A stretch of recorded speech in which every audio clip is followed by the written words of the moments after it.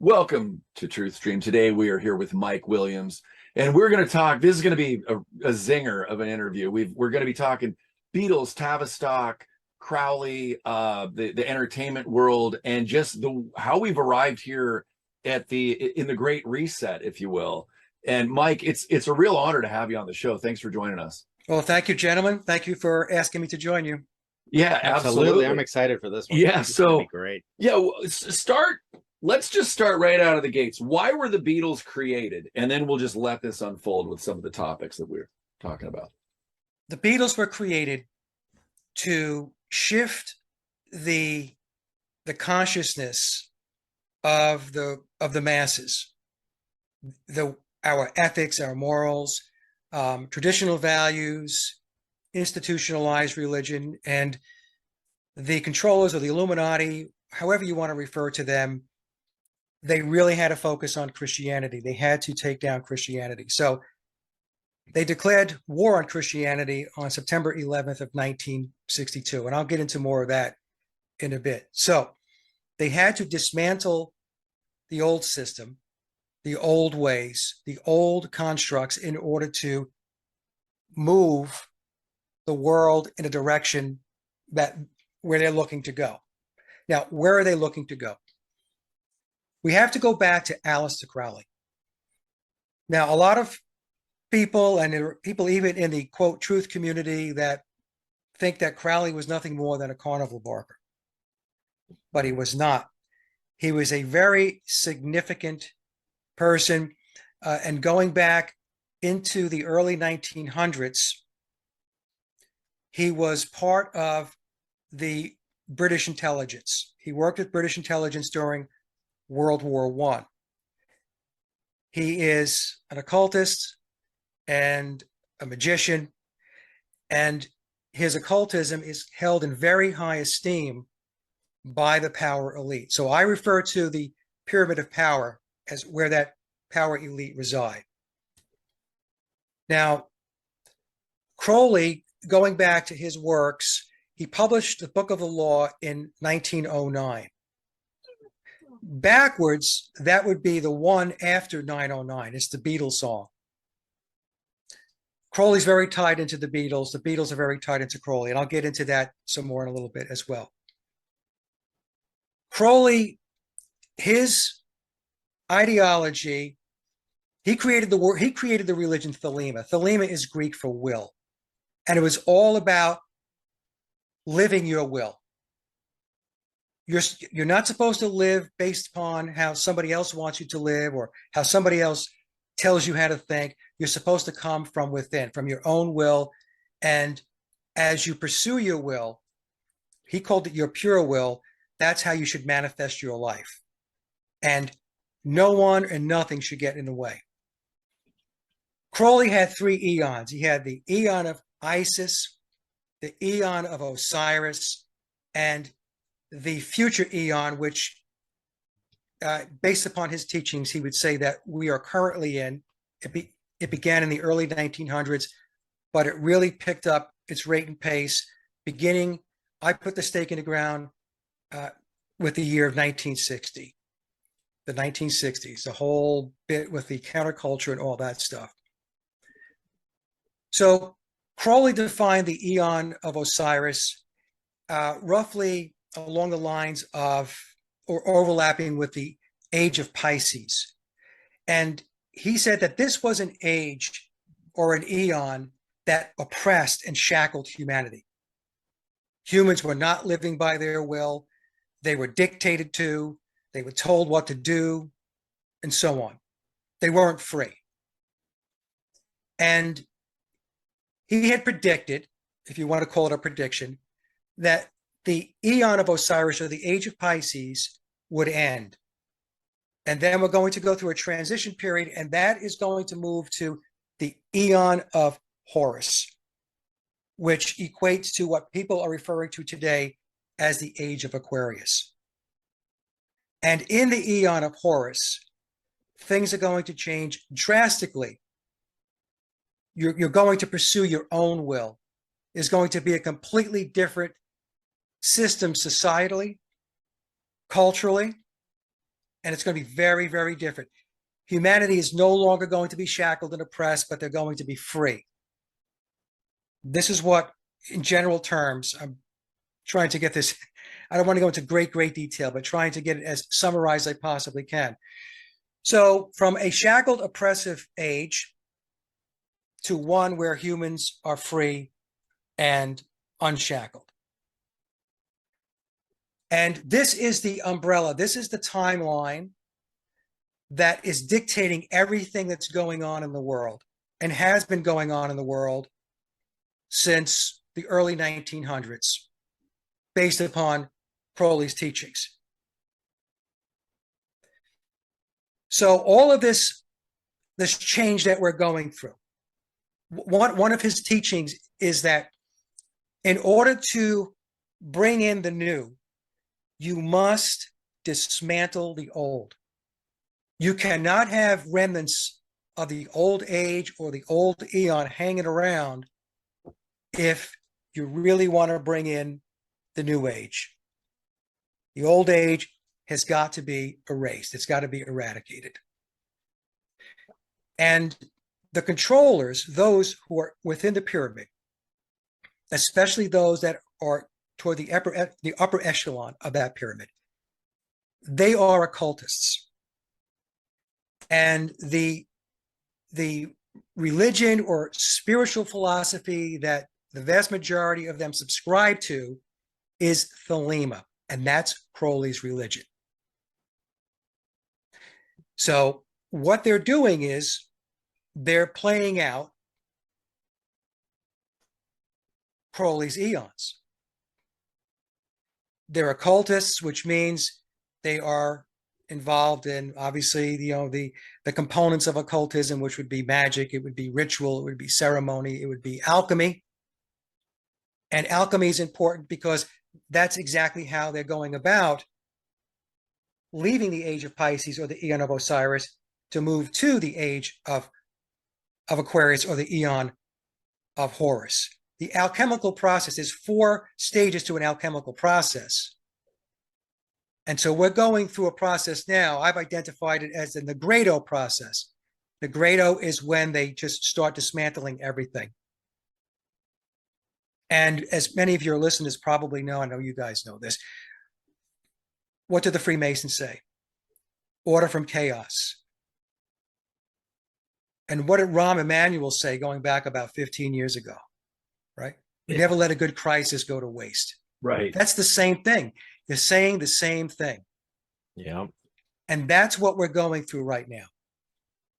And unfortunately, the internationalist structure, those within the pyramid, the cultic elite, are very, very well versed and very good at what they do. Their understanding of the human psyche, how to motivate people, how to demotivate people, how to steer them in certain directions. I mean, their skills, their ability have been honed to an incredible level over the years. And a primary organization that's responsible for this brainwashing, this conditioning, and this mind control is the Tavistock Institute. Tavistock's tentacles are everywhere. They're in all the major corporations. They are in all of these foundations. Under Tavistock, you have MIT. In John Coleman's book, I think he even tucked NATO underneath Tavistock, the Heritage Foundation. I mean, the list goes on and on and on. And Tavistock is tied into the Frankfurt School. It's tied into the Stanford Research Institute. These are all, folks, these are all internationalist entities, organizations that are operating to undermine and usurp the sovereignty of nations worldwide. And they have been planning this for a very, very long time. And everything they do, again, is occultics, which means dates are very important to them. Astrological events are very important to them because they believe certain astrological events, such as an eclipse, for example, has certain significance and brings certain powers to their occultism, to their magic, and to their rituals. This is why when you watch the halftime show or these music ceremonies that they have, these awards shows, it's all ritualistic. Numbers are very important to them, gematria, and on and on and on. And this is how they operate. And I know it's very difficult for people to get their heads wrapped around this because it's esoteric. And when the vast majority of the population have been pummeled with left-right paradigms and presidents and prime ministers and all of this stuff, and they're completely indoctrinated that that's the way the world works, when in fact, that is not at all how the world works, right. At all. Exactly. I got a quick question for you. I mean, Crowley was so magnificently influential in so many areas. It's scary. But as far as the military-industrial complex, it would seem that Jack Parsons was the primary vehicle for, you know, the principles of Thelema and whatnot, the larger picture of what we're talking about, to enter into that structure that we've lived with our whole lives. Most people are kind of unaware of the impact, but it's really starting to show its face now. Yes. Largely Parsons, or do you think that that effort was started long before that? And if so, Tavistock across the pond, do you think that was the vehicle over there? Do you think, was there a larger overarching effort, or did it kind of spawn from Crowley through Parsons? I think it originated with Crowley. Yeah. Okay. But I think maybe I should just say it this way. I believe there were two parallel paths. Okay. So you had Crowley running one path, and then you had the deep state, which would include Tavistock and, you know, the military industrial complex and the oligarchy and so on, running alongside. And then at some point, what happened was, I mean, this is based upon my own research. What happened was they started to come together and it merged. Okay, so whereas before it may have been running in parallel, they then decided, hey, you know what? You would make a good bedfellow because you're doing that, and that seems to be working over there, and we're looking to do this. So let's bring it together. So that's what I think happened. Jack Parsons, L. Ron Hubbard, they were disciples of Aleister Crowley. Yep. And Jack Parsons, before he had any kind of launch, he would recite a prayer to Pan. Okay, so why is that important? Because when we talk about the occultism of the elites and where they're going in a direction which is a return to the cult of Dionysus, the cult of Pan. It's the cult of, if it feels good, do it. It's that cult. Dionysus, as an example, was the god of revelry, wine, you know, sex any way you like it. Okay.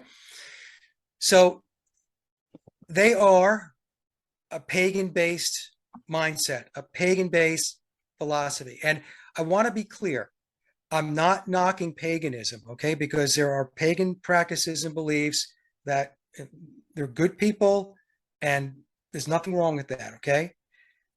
But like anything else, it can get corrupted by people with bad intent.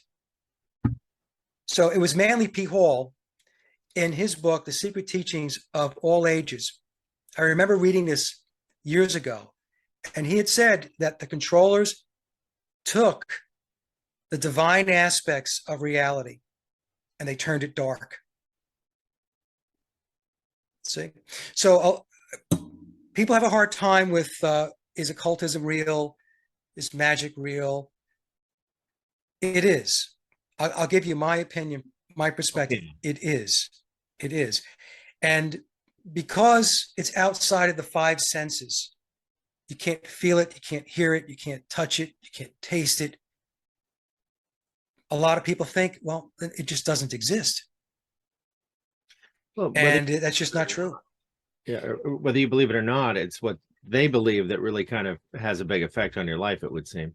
That's exactly right. And that's exactly what I tell people. It really doesn't matter what you believe because you don't control anything, at least right now. They control. So, if they believe in unicorns and you don't, what difference does it make? Wasn't you mentioned paganism? Isn't as I understand it anyway, pagan would be a term for anything that isn't an Abrahamic tradition, or by extension, Hindu tradition, given that the Abrahamic tradition sort of spun out of that. But Right. that makes sense. Is that Yeah, nature-based. yeah. Yeah, nature-based. Right. So some Yes, real and the Abrahamic religions, they do have ties back to the Eastern religions and Hinduism. Brahma became Abraham. Mhm. So we have etymology that we can take a look at. At least that's how I've pieced it together. Yeah. Makes So sense. that's what it is, guys. We have to understand that there is a strategy. It's a very esoteric strategy. And they believe that they can actually shift the world into a different age and into a different eon through their magic, through their occultism, through their rituals. But here's the thing. This is what I've deducted. None of what they do is organic. That's the problem.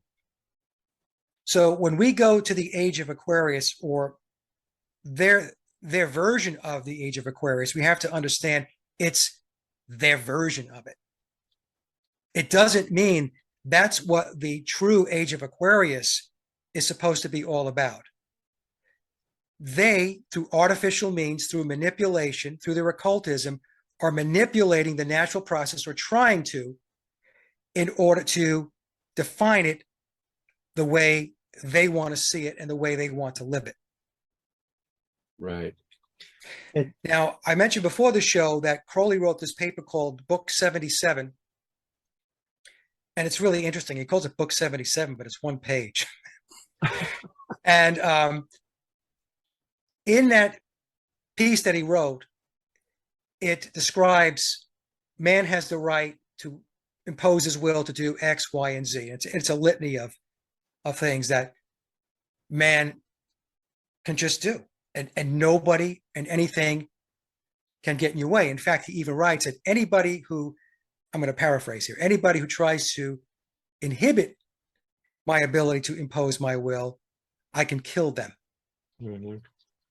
But at the very end, he also says that everybody else, in other words, anybody who's not in the club, anybody who's not an initiate, anybody who's not an adept, will be our slaves. And the reason why I bring that up is because there are folks that believe that Crowley's eons and his eon of Horus is a good thing for all of humanity, that he's looking to liberate all of humanity.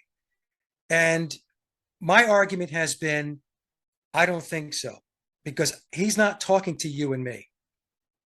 He's talking to the people that he hangs out with. And that, right? And he was hanging out with and associated with the cultic elite, the controllers. So that's where it's going. And they foresee a future where there's going to be a lot less people, plain and simple. And anybody that doesn't think that there's a depopulation agenda in place, then really you have to wake up. That's where they want to go. And the reason for that is because in order to have what they want to have, you can't have a bunch of outliers. You can't have a bunch of people who are out of step, who are cutting across the grain. So ultimately what they're looking for is a population of literalists, a population that's in the congregation and they subscribe to the tenets of Thelema, Luciferianism, whatever you want to call it. And for those that say that Luciferianism doesn't have any doctrines or holy books. I beg to differ. I would argue that Crowley's writings, especially the Book of the Law, is the basis of modern day Luciferianism. He's the father of modern day Luciferianism, and some might even say the father of modern day Satanism. And you did talk in the pre-interview. What is the difference between Luciferianism and Satanism? And then you had mentioned that, you know, the Luciferians don't like to be called Satan, or something. Lucifer and Satan, for Right. that matter. Yeah. Right. Yeah. So a person who considers themselves to be a true Luciferian would argue that they are not Satanists. Luciferians will argue that there's a scale, a spiritual scale and a physical scale. So physical world, spiritual world. And they would argue that that scale has to be balanced. So whatever they do in the physical world, they have to do something to equate to that, or maybe even an offset from a spiritual perspective, in order to keep the scales balanced. And one question I asked one time is, well, you know, what do they do spiritually? I said, well, I guess their spiritual, whatever they're doing goes back to Lucifer. So evidently there are some rules and laws from a Luciferian perspective where they have to keep that scale balanced. Now, they argue that Satanists don't do that. Satanists spend very little time on the spiritual side. Everything they do is geared toward physical and material world gain. So the scale looks like this. It drops. It's heavy on this side because everything they do is focused on material and physical world gain for many Satanists at any cost. Okay. Now, it's interesting. I read Anton LaVey's book, The Satanic Bible. Mhm. And I always recommend to people that you should read this stuff, because then you can understand more about what they're really doing. And I remember when I read the book, Anton LaVey had said that all this stuff with black robes and all that stuff, and, you know, and bending spoons, he was giving these types of examples. He said, you know, that's fodder for the profane masses. We spend our time trying to shift consciousness, manipulate consciousness. It's very important. Now, what Luciferians do, we talk about the will, and this is something that is, you know, Crowley's all about pursuing your pure will. Luciferians, they say what you've got to do is you have to develop first and foremost your pure will, your internal will. That is what you have to focus on. And once you master your internal will, what it is you truly desire, then you create and manifest an external world that mirrors your internal world. So there is this equilibrium between your internal will, which you must develop first, and then what you manifest externally. Now, the masses, who they refer to as the profane masses, do the exact opposite. Most people, if you ask them what it is that they truly desire or what their pure true will is, they couldn't tell you. What they do is they assimilate the external environment and they bring it in. And so when they assimilate the external and they bring it in, I'm talking about the average person, what are they doing? They're assimilating the external world that was created by the Luciferians, right? So now when you bring it in, what you're doing is you have now adopted their world. You've adopted their environment. And this is why it's very difficult. They're very good at what they do, guys. They're very, very good. They're unlike what a lot of people like to believe, they're extremely disciplined. They're a bunch of screwballs, okay? And, you know, where they want to take things, but they are very disciplined in how they go about pushing their agenda forward. And it's very, very complex. And as I mentioned before with Tavistock, their understanding of the human mind is way, way beyond what virtually most people can even fathom. Well, yeah, let's go into that. What does the Tavistock Institute do, for those that have no idea? Tavistock, which came into being officially in, I believe it was 1921. And Sigmund Freud was their poster child. Okay. It was Sigmund Freud, everything goes back to sex, right? Yeah. Right. Okay. So So he that, has. yeah. Except So for that the explains a occasion couple of where a things too. cigar is a cigar, right? Yeah. That's it. But Tavistock was part of the British military industrial complex, and still is. I mean, in 1947 they became the Tavistock Institute, and over the years they have just gotten better and better and better at developing the techniques required in order to mass mind control, to brainwash, and to condition the masses. They have their tentacles in everything. They have it in all of the corporate world. They have it in the military. It's in the political world. It's in academia. It's everywhere. And in fact, I was reading in this book here. This is, hopefully you can see it, the Tavistock Institute by Daniel Esterlin. I agree with about 95% of what Daniel has in there. It's rock solid. There's a couple of things that I have an issue with. Like, as an example, he doesn't really discuss Zionism. Okay, I'll just leave that there. I think That's yeah, all. I think it should have gotten a mention. But in any case,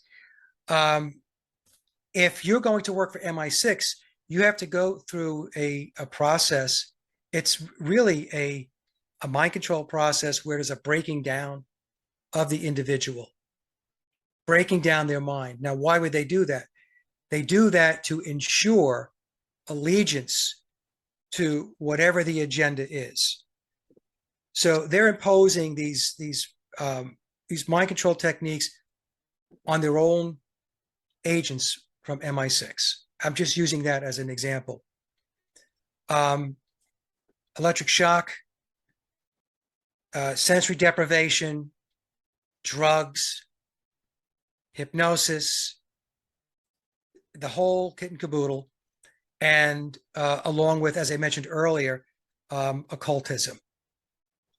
And I'm sure threatens of blackmail and threat, we hear a lot of these people that you would think would maybe make better decisions. If they do that, then either they or their family are threatened as well. And I think that's probably part of it as well. Well, this is about fracturing the individual I was trying to think of a really good example of that, but it's the seed of MK Ultra, essentially, isn't it? Yeah, it's Right. multiple personality disorder. Sure. Ewan Cameron out of Canada, he was huge into this. He was probably, they say Crowley was the wickedest man. I don't think so. I think it was Ewan Cameron. And the testing that he put people through was unbelievably cruel, unbelievably cruel. And also, a lot of folks probably don't realize that paperclip wasn't just rocket scientists. Mm-mm. They brought the German psychiatrists over. They brought over the German mind control program that was assimilated into the United States and into, really the West. They brought that over as well, but nobody really talks about that piece of it. They always talk about Werner von Braun and the rocket program, but it wasn't just the rocket program. And so the Germans were heavily into it, the Russians were heavily into it. And these efforts start to converge. And by the time you get to the 1930s, the 40s, into the 50s, you have a well-established understanding of the human mind and how to break it, how to bend it, how to steer it, how to manipulate it. The television is a hypnosis box that was developed for one purpose. It was to entertain you. It's bread and circuses, but it was also to eventually to steer you and keep you ignorant and to keep you unknowing and keep you inactive and keep you docile and feeding you all kinds of stories. So So Tavistock is really behind all of that stuff. Tavistock is behind the music industry. Tavistock is behind the entertainment industry. It's behind Hollywood. And it's, it's not like some guy shows up and he's got Tavistock, like on his, written on his shirt, it's,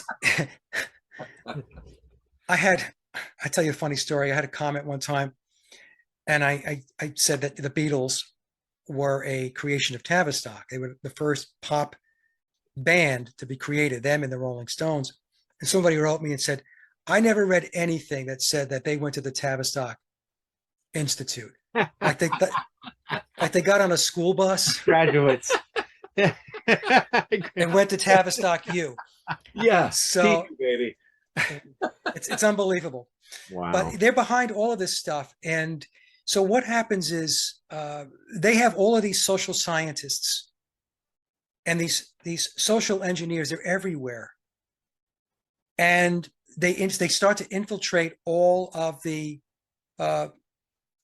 the country's politics, their education system, academia, the military, and over time, they really start to shape things. And the thing is, I think a lot of people are incented by the money, and so that's what keeps people incentivized to keep going with this. Because the first question you would ask is, well, how could they possibly get so much traction and be as powerful as they have become over time? And it's money. Plus, they're working on behalf of the controllers. That the people who are controlling have been there for a very, very long time. I mean, if we go back to the black nobility, back to the days of Rome and so on, the controlling mechanisms, the controlling apparatus that's in place, it's very, very old. And so they put these things together and they start plugging it into the different facets of society. And before you know it, it permeates everything. When you say the Rolling Stones were a Tavistock creation, I mean, do you think a creation or just curated by Tavistock? Is their origin story the same as the Beatles, which is pretty transparent? Or yeah, so I haven't investigated the Rolling Stones nearly as much as the Beatles, but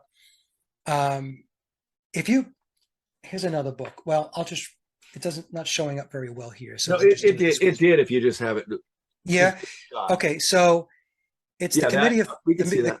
The Conspirators Hierarchy, the Committee of 300, and it's written by John Coleman, Dr. John Coleman. And John Coleman wrote about 5 books. I think this goes back to late 80s, early 90s when he wrote the book. And I think there's 5 editions. That's the 3rd edition. And in that book, Coleman claims that he was a British intelligence officer, and he walked off the plantation. And he wrote his book, and he talked about the entire deep state construct, everything. And within that, and it wasn't a book about the Beatles, and it wasn't a book about the Rolling Stones, but because he was talking about Tavistock and the Committee of 300, he rolled them in, especially the Beatles, as an example of a major psychological operation that was put together and created by Tavistock. So when I say created, what it means is look at the Beatles first, and we can apply this to the Rolling Stones. They took 4 guys, and these guys were groomed and handled to play a role. Now, in the beginning, did they know that this is where it was going? Or were they thinking, hey, we're getting some good breaks here and there's opportunity, so let's keep going? And this is how they do it. This is how they shape and they mold and groom people in general. But, obviously it applies to bands as well. I mean, the people make up bands. And so they create them from the standpoint of they place them where they need to be, and then they take them down a path. So in the case of the Beatles, they take them down to unprecedented success, fame, fortune worldwide. Now, that type of thing cannot happen in this world, because the world, as I just took everybody through, is controlled. So the Beatles, some people want to argue the Beatles were organic. The Beatles were not organic. They simply were not organic, because that would mean that up to a certain point, they slipped under the radar. They flew under the radar. Nothing flies under their radar. Right. Nothing. Especially when we're talking about the music and entertainment industry. All of that stuff is controlled. I mean, going back into the 1950s and 60s, I mean, we had something as simple as payola in order to be heard on the airwaves. If you had a record, DJs were being paid off. And that's just, that's base level stuff. So you couldn't even get your record played unless money was passing, money was transacting. Well, how do you get to be the greatest band of all time, arguably the greatest rock and roll band of all time? How does that happen? Is it because it was all organic and you were just so talented? No. There's a lot of organic, talented bands and artists and entertainers and celebrities that go absolutely nowhere. Well, that's the majority. Right. That's the majority. Exactly. Exactly. Right. That's how they duped the inner city kids with basketball, right? They kept telling them, you bounce the basketball, play basketball, don't go to school, and you can be a great basketball player. You could be a Julius Erving or a Michael Jordan. And it was a big dupe, because when you look at professional sports as an example, when you take a look at the number of actual professional ball players, pick a sport, against a population of how many people who are really good ball players, it's a very, very small segment of the population. That applies to everything. We just think it's bigger because they're pumping it into your living room through the television set. Right. And that's how they condition people. That's how they condition people to make something that's really a molehill into a mountain. And we see this today going on with all of the different agendas taking place. Trans, LGBTQ, and so on. Right. Okay, but we could talk about that, I guess, a little later. But in any case, so when I say the Beatles were created, they were created. I even argue that I believe that John Lennon and Paul McCartney, in all likelihood, were possibly in a mind control program at an early age, going back to, let's say, 10, 11, 12 years old, early teens, and then they were brought along. And it could also apply to George Harrison and Ringo Starr. But I focus mostly on Lennon and McCartney because they're presented to us as these prolific genius songwriters. Okay, so Tavistock created all this. The Beatles first showed up in Germany in August of 1960. They had very limited musical skill, and they could not write music. They weren't songwriters. They were young guys. They were brought to Germany, Hamburg, in August of 1960 by their then manager, Alan Williams, who was their handler at the time. And then 4 guys that were marginal at best musicians, didn't write any music.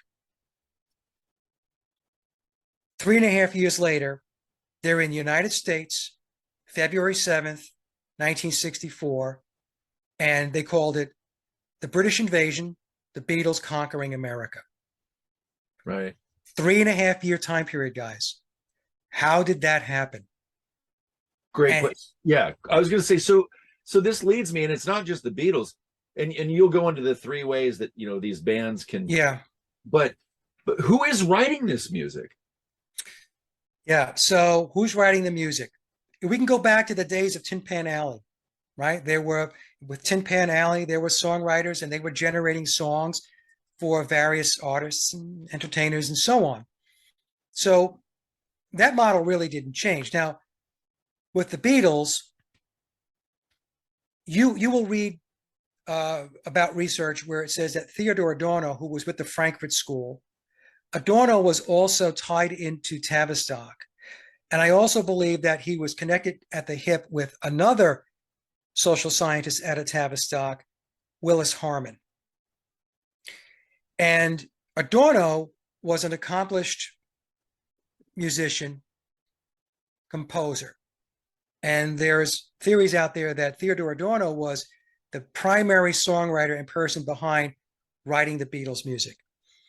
Now, I did a presentation, a 4.5-hour presentation going back to April of 2020, where I went through. The title of the presentation is, Did the Beatles Write All Their Own Music?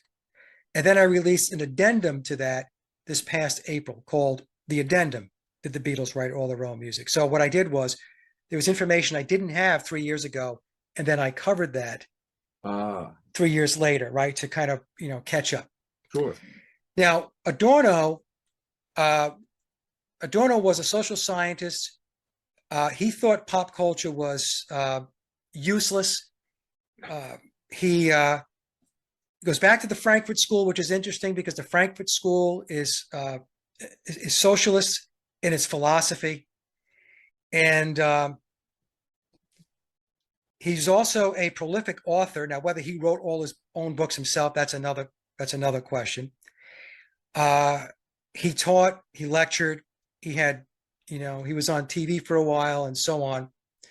But he was a critical thinker in the realm of the counterculture, social sciences, if you will. A critical thinker and, as I mentioned, a musician, a songwriter, a composer. Now, when I looked at Theodore Adorno, I thought that with everything else he had going on his plate, I didn't think that he was the primary songwriter. So what I deducted, the way it worked with the Beatles was this way. Adorno was overseeing the Beatles' psychological operation, the PSYOP, or the Tavistock initiative known as Beatlemania and the Beatles. He was working very closely with George Martin. George Martin is very, very important in the Beatles story, and not just because he was their producer. So between Adorno and George Martin, they were directing and managing the psychological operation, with Adorno and George Martin, in all likelihood, contributing to the music, but not all of it. So I believe what they did was they had no more than a handful of crack songwriters, composers, that were dedicated to the Beatles initiative, working through George Martin and up through Theodore Adorno. And they were writing the music. And the elephant in the room came, the way I came about this was the Rubber Soul recording sessions in 1965, okay? So the official story tells us that the Beatles came into the Rubber Soul sessions starting on October 11th of 1965 with no backlog of music. They had no songs written. Maybe a little tidbit here or there, but no songs written. And between October 11th of 1965 and November 11th of 1965, 30 days for when these sessions were scheduled, they had to write 16 original compositions in 30 days. Write them from scratch, rehearse them, arrange them, record them, and mix them down in 30 days. Man, wow, that's a lot. Okay. So I deducted that that was not possible. It wasn't possible. It's a ridiculous story. I mean, just to be honest, because as a songwriter myself, that narrative says that whatever song they started, they completed. There were no starts, there were no stops. You didn't scratch anything. You didn't say, oh, this is not working. Let's try something else, Paul. Or let's try something else, John. That means everything they touched started and completed. It's just, and 4 of the songs were recorded on the very last day, on November 11th of 1965.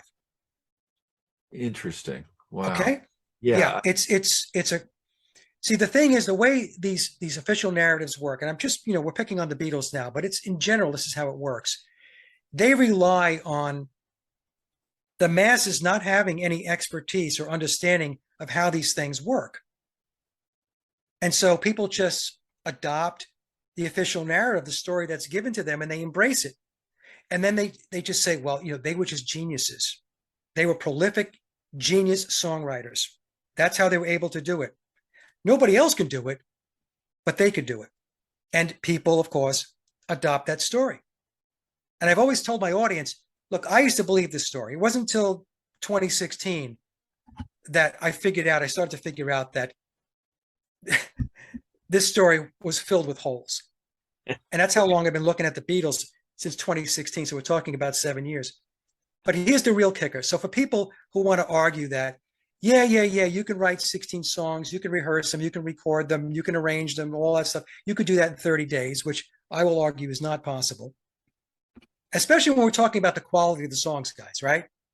Yeah, this is just 16 garage songs that are, Right. We're not talking about throwaways and junk tracks, stuff like that. We're talking about pretty much 16 solid tracks. Here's the big problem. The big problem is this. The Beatles finished up recording on November 11th, 1965. The lacquer, which is the acetate, which is needed in order to press the records, wasn't completed until November 17th of 1965. They had to have the record in stores by December 3rd of 1965. So from the time the lacquer was cut, pressing the records to December 3rd of 1965 was 2 weeks. How could that possibly have happened? Because if they did 4 songs on the last day, recorded 4 songs, George Martin couldn't have possibly have had the run times for the songs yet to do the sequencing. Right. You need the sequencing, because without the sequencing, folks, when we talk about run times and then sequencing, it's to determine how many songs are on side A of the album and side B of the album. So you don't have too much dead wax and all of that stuff. It's got to be, it's got to be done properly. So George Martin couldn't possibly have had the sequencing done until the earliest November 12th.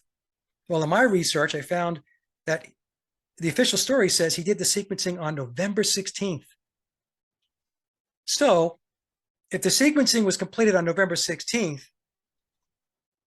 when did they submit the work order to get the record sleeves printed with the names of the songs, sequenced, and the record labels, the labels that go in the center of the 33 RPM records, or the 45, because the 45 they released was Day Tripper and We Can Work It Out.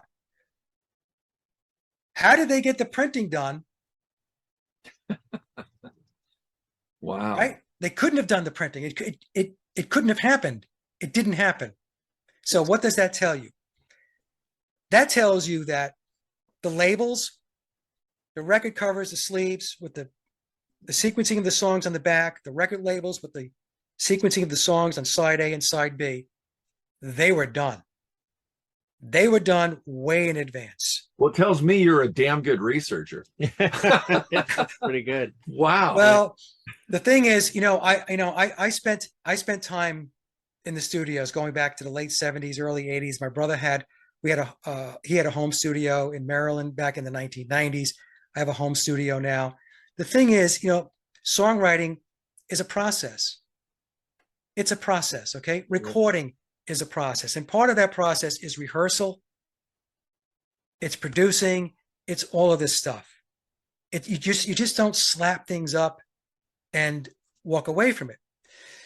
So what happened was, because now I said, all right, the labels, see, because when you press the records, the labels are not put on the records. They don't stick on. You don't do them later. Right. The labels are pressed at the very time that the records are stamped. All right, the machines put the labels in, records are stamped. That's how they're produced. So the labels had to be in-house with all the names of the songs sequenced when they started pressing the records. which was probably around November 17th. Let's say he finished the sequencing on November 16th. The next day, if he really hustled it along, and he got the first batch of records out. But in order to get that first batch out, you had to have record labels and you had to have record covers and sleeves to put the records in so you can sell them. The artwork had to be done. So how did it work? While the Beatles were out doing their live gigs, their tours, and while they were on the film set in 1965, it was the movie Help, George Martin had his cadre of songwriters submitting songs. And he selected what he felt were the best songs suited for this album, Rubber Soul. And he brought in studio musicians. And they recorded the songs, right? So the songs were written. George said, okay, these are the songs, probably working with Theodore Adorno, right? Sheet music was created. Sheet music was given to the studio musicians, and the instrumental tracks were completed. So they have the names of the songs. They have the sequencing. Now they could create the labels. They can create the covers of the records, the jackets with the songs on the back, and the instrumental tracks are done. Now, what did the Beatles do when they came in on October 11th, 1965? They didn't record the instrumental tracks. They were done. So when they came in, they had to learn the songs that were recorded. And there were probably guide vocals, scratch vocals that were put in so that they could learn the melody of the songs. Right. Wow. So what the lads did for 30 days was to learn the vocals and put the vocals down. That's what they did. And so when they finished up 4 songs on the last day on November 11th, 1965, they finished up singing the vocal tracks for 4 songs on that last day. Because everything else was taken care of. Everything else was done. The instrumental tracks were done. They were down. So all George Martin had to do at that point was to mix the vocals with the instrumentals. That would be the final mix down. Then you send the lacquer off. The lacquer gets cut. And by the way, the lacquer has to be approved. It has to be tested and all of this stuff. Right. Right? Even printing, right? Printing has to be proofed. Got to make sure there's no typos and all of that stuff. That's what happened. And I have some folks who contacted me in the music business. And one person in particular told me, it's done. He says, you figured it out. You figured it out. And he said that anybody who goes forward trying to tell this, I call it the Cinderella story, is at some point that they're going to have to address what you put out there, Mike. Because under the normal process, if they didn't have everything pre-recorded and pre-printed, the process to cut a record after you get done recording is at least an 8-week process, 8 to 10 weeks, let's say. And when I did the calculation, when I gave them the benefit of the doubt, I said, let's just say they pulled out all the stops and they were able to do everything in 6 weeks. That still put them way beyond December 3rd. Right. It was only one way they made December 3rd because they had to get the record out for Christmas season. That's what they were doing. There's only one way they could have done it. And that's what they did. And that's what they did with all of the records from the first album to Revolver. The Beatles released Revolver on August 5th, 1966, and they went on a tour right after the album. And guess what they did not do during that tour? They did not play one song from Revolver.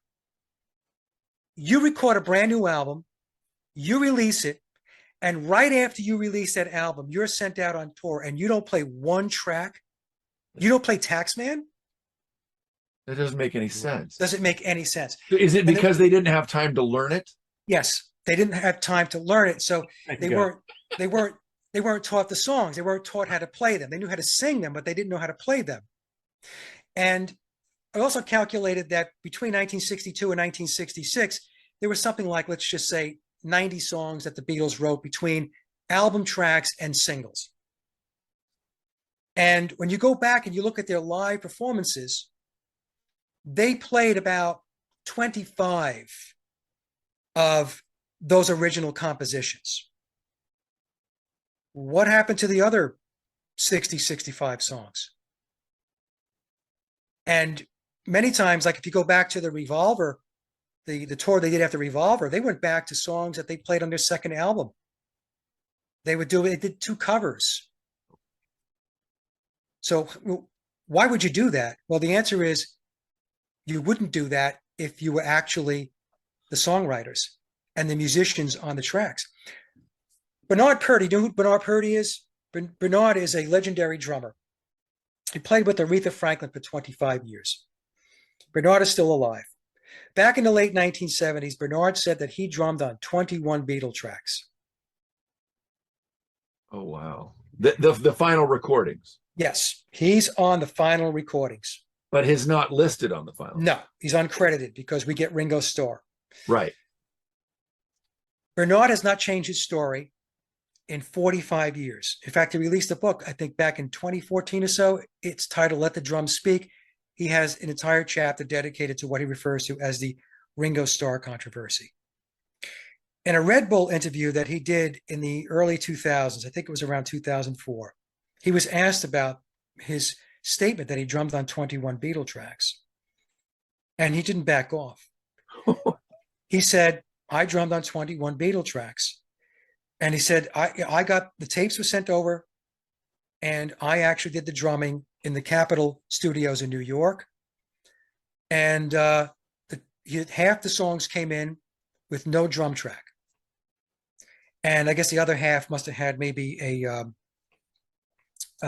draft or a placeholder drum track on it by some other studio musician. And they had Bernard do his thing. And then he said in that interview that there were 4 drummers on the Beatles' music. And he's talking about between 62 and 66. And he said, Ringo was not one of them. He said, Ringo made his money playing live, but he wasn't on those early recordings. And then there's another great session drummer out of the UK, Ronnie Verrill. And I was conversing with a lady, and I knew that that she knew a lot. You know, sometimes you get these emails and you just know that the person that's communicating with you knows a lot more than what they're saying. Right. And so after I released my first presentation, Did the Beatles Write All Their Own Music, back in April of 2020, she wrote me and she said, Mike, now that the cat is out of the bag, Ronnie Verrill was a relative of hers. And she said, Ronnie drummed on their tracks as well. So Ronnie was hired as well. So we have Bernard Purdie, we have Ronnie Verrill playing on Beatle tracks. And of course, the official story tells us that 2 songs, P.S. I Love You and Love Me Do, George Martin, their producer, hired Andy White to drum on those 2 songs. And I believe that Andy White was not just hired for 2 songs. I think Andy White was probably hired to drum on the entire first album, if I had to guess. And people have asked me, well, who do you think the 4th drummer is? I don't know. I said, it could be Hal Blaine from the Wrecking Crew. But here's an interesting clip somebody sent me about 3 weeks ago. Glenn Campbell had his show during the 1970s, the Glenn Campbell Show. And Glenn is introducing Cream. And he says, 3 guys, Jack Bruce, Eric Clapton, Ginger Baker, that are top-notch studio session players who have recorded for the Beatles. And then he lists a couple of other bands. And it just like rolled off his tongue. These guys played on the Beatle tracks. I'm thinking to myself, well, maybe the other drummer was Ginger Baker. Right. Right. Clapton played on While My Guitar Gently Weeps. And if you guys are familiar with Beatles songs, if you go back and listen to Old Brown Shoe, the song off their Hey Jude album, I always thought that lead sounded like Eric Clapton as well. That sounded to me like Eric Clapton's Strat. It sounded like him playing. And so people ask me, who do you think some of the studio players were? Well, there's Vic Flick, a great session player out of the UK, who was in the George Martin Orchestra, so that was convenient. Right. Big Jim Sullivan, who was also a professional sitar player. I believe he is the person that played the sitar on Norwegian Wood. Jimmy Page is another. Page was a session player starting at age 17. I don't know if a lot of people know that. I didn't know that. Wow. Yeah. Page was a session player. Eric Clapton did a lot of session work and so on. And so it's a very interesting story. So I really went off on a tangent there on you guys. No, that's an fine. amazing Yeah. tangent. That was awesome. Well, that's why when I say that they're a creation of Tavistock, that's it really when you think about it. The songs were written for them. The final recorded tracks, it's highly unlikely, in my opinion, between 62 and 66 that any of them are on those tracks. The Beatles could play their instruments. They could play guitar. They can play the drums and the bass, but they were not session players. And, the way the business works is you don't jerk around with people that can't nail it. I mean, you're going to bring in these top shelf, these top-notch players to get the job done. And in the US, that was the Wrecking Crew. And they are on virtually the vast majority of the pop records from the 1960s and 1970s. They were LA based. Was there a documentary called The Wrecking Crew? Yeah. Oh, yeah. I know what you're talking about. Yeah. And so if you watch, I tell my audience all the time, just if you don't believe me, just watch that documentary. They're telling you how the record industry worked in the 1960s and 70s. And I tell them, if you want to know how it worked after the 70s, from 1980 on, watch the documentary Hired Gun. That's what happened then. There was a shift where the session guys then formed and became part of their own bands. So they can do their own recording. They could play on their own tracks because they were the same guys that were playing on other people's tracks. Right. They had the chops to do it. So in any case, no, that blew my mind. I got just and then how you went into the drummers backing it up. If anyone had any questions, I mean, that's an amazing story. And I know you want to get in because we're curious about how these bands, how they get in, whether it's through the bloodlines or whatever. I'd love you to go into that topic as well. Is there anything else? Well, yeah, just before we get too far beyond this. Yeah. You're hearing this and you're thinking of the audacity that they would, I mean, so many obvious flaws and still everyone's buying this for decades. But then look at all these other hooks. Yes. They know that people are just, as soon as you reach consensus, that's it. Nobody's asking any questions. Yeah. They found passports on the sidewalk, 9/11. Yeah. That didn't raise any eyebrows. The buildings were incinerated, but we have a fully intact passport. Yeah. And then Tower 7, it just fell. I mean, no one's asking these questions because no one looks beyond consensus. No, and that's the don't thing. care, because if you do, you're scolded by everyone else. It's like Plato's cave. In every instance, you're going to get clubbed to death for pointing out the passport or the drummer or whoever it might be. So, trust me, labeled a conspiracy theorist. Yeah, I'm not on a lot of people's Christmas list. I can tell you right now, I am not.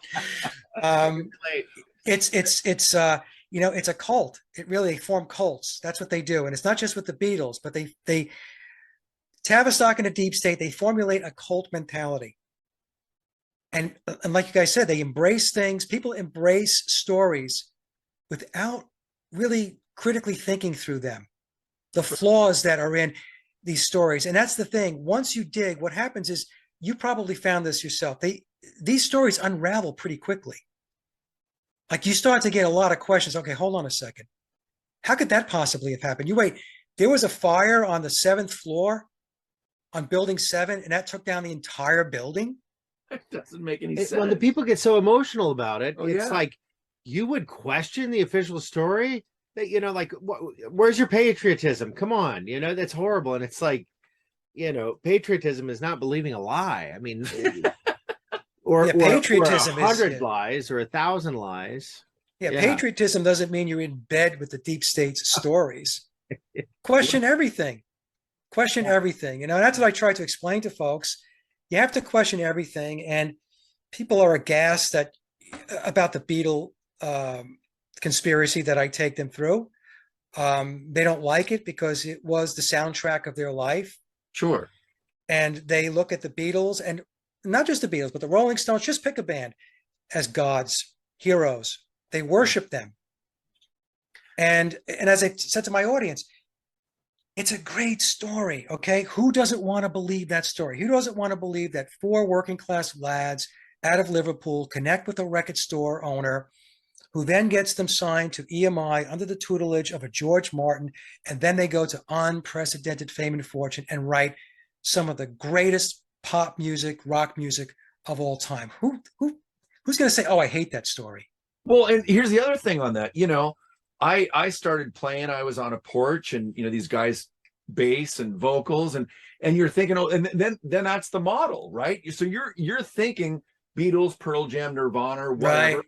And you're thinking, well, this is how it's done, and this is how you. So if I just do what they did, which is a complete lie, and then you're basing what your future and your vision is off something that's not real. So it's really double dipping if you're in the arts, you know, if you're in music and acting and stuff that, you know, that I'm still doing, even at this point in my life. Don't even know exactly, you know, at this point I just feel at times I get excited and inspired to do it, and it's really interesting to look back on all that and feel like, well, who were my role models? Because if these guys are all a bunch of lies, it's crazy. It's hard to wrap your head around even still after you learn all this shit. Yeah, people tell me my music. People say to me, "Oh, Mike, your music has a Beatlesque sound to it." I said, "Well, I used to say I was influenced by the Beatles, but now I say I'm influenced by Tavistock." My friend John Neems. John is also a songwriter. He's really good as well, and we both say that. We get a chuckle out of it, you know, because we were completely deceived. The world was deceived, and we're deceived every day on every front. I mean, the event that took place on March 2020, that is a gigantic deception. Oh yeah. Right?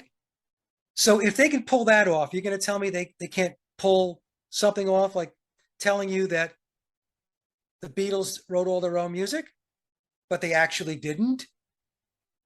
Well, in fact, that's a lot easier to pull off than I would say than what took place in March 2020, to be honest with you, because there had to be a whole lot more people involved to, you know, to memorize the script and do what they did to the world. Well, look at even J6, even when they screw up at every turn and it's very poorly orchestrated, yeah, people are still buying it. You know, it's insane.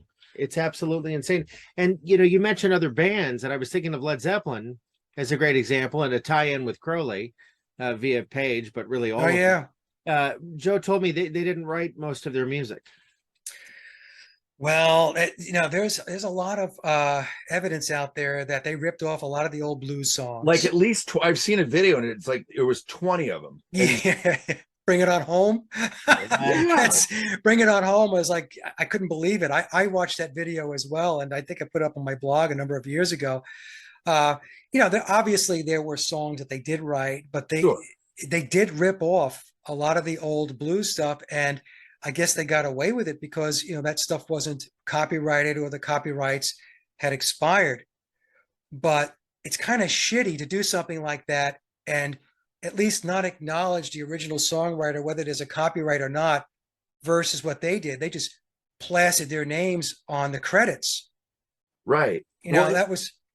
Well, by the way, Page and Bonham and, you know, John Paul Jones, they were studio guys. I mean, so what, you know, they played on their records. Right. Right. But obviously they plagiarized as well. Yeah. Well, it brings up, you know, there's a gentleman that I did an interview with, and, you know, the new Depeche Mode album, you know, they've never, and he's a huge Depeche Mode fan, and he's listened, you know, and his brother met the band about 10 years ago, and people are reaching out to him going, wait a second, there's 4 songs on the new Depeche Mode album that sound not just influenced, but, you know, the timeline, the chord changes, all that.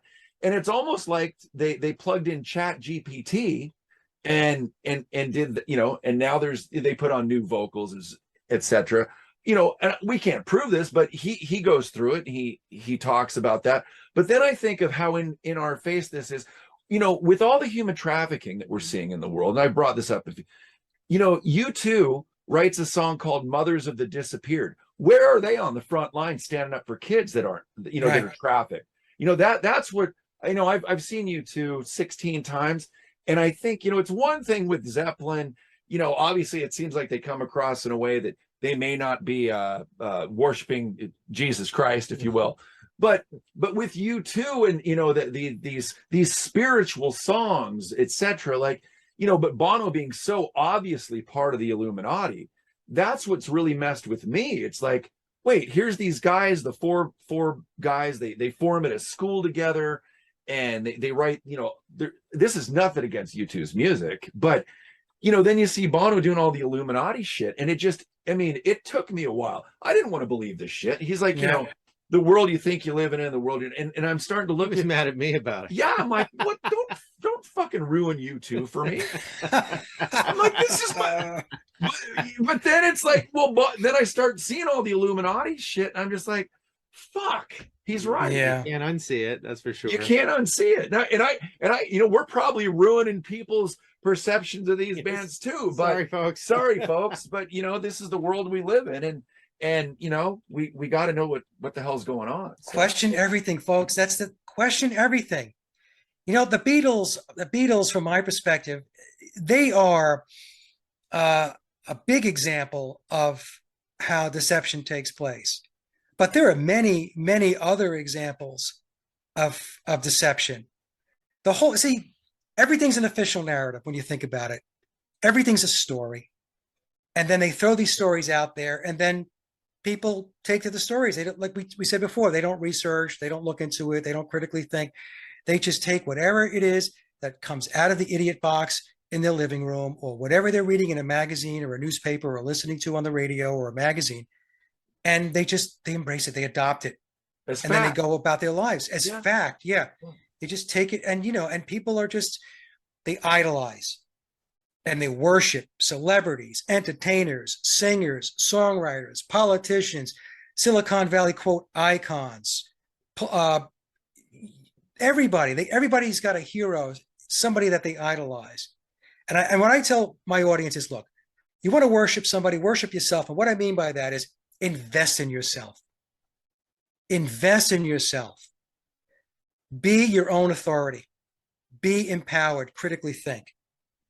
You know, but I'm derailing you guys here. I know we're probably getting short on time, but you wanted to talk about the 3 tiers that I mentioned before we started. You know, we got about 20 minutes. So we're going about an hour and a half on this one, because you're blowing our minds here. And so, you know, please. Hopefully this is just part 1.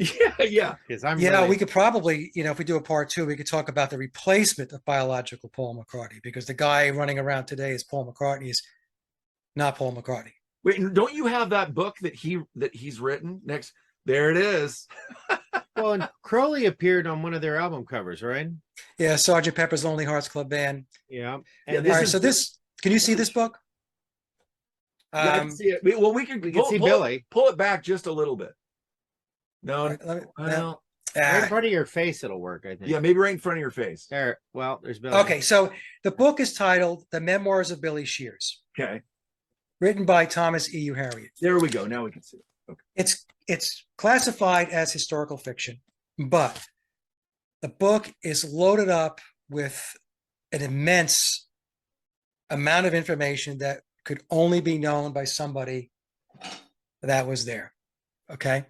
Now, it does have threads of fiction, because Billy, Tom is actually the ghostwriter / encoder. And the reason why he's called an encoder is because the book is encoded, and you have to decode the book to get further into the truth. And we could save that for maybe another show. Right. But we'll just call Tom the ghostwriter for now.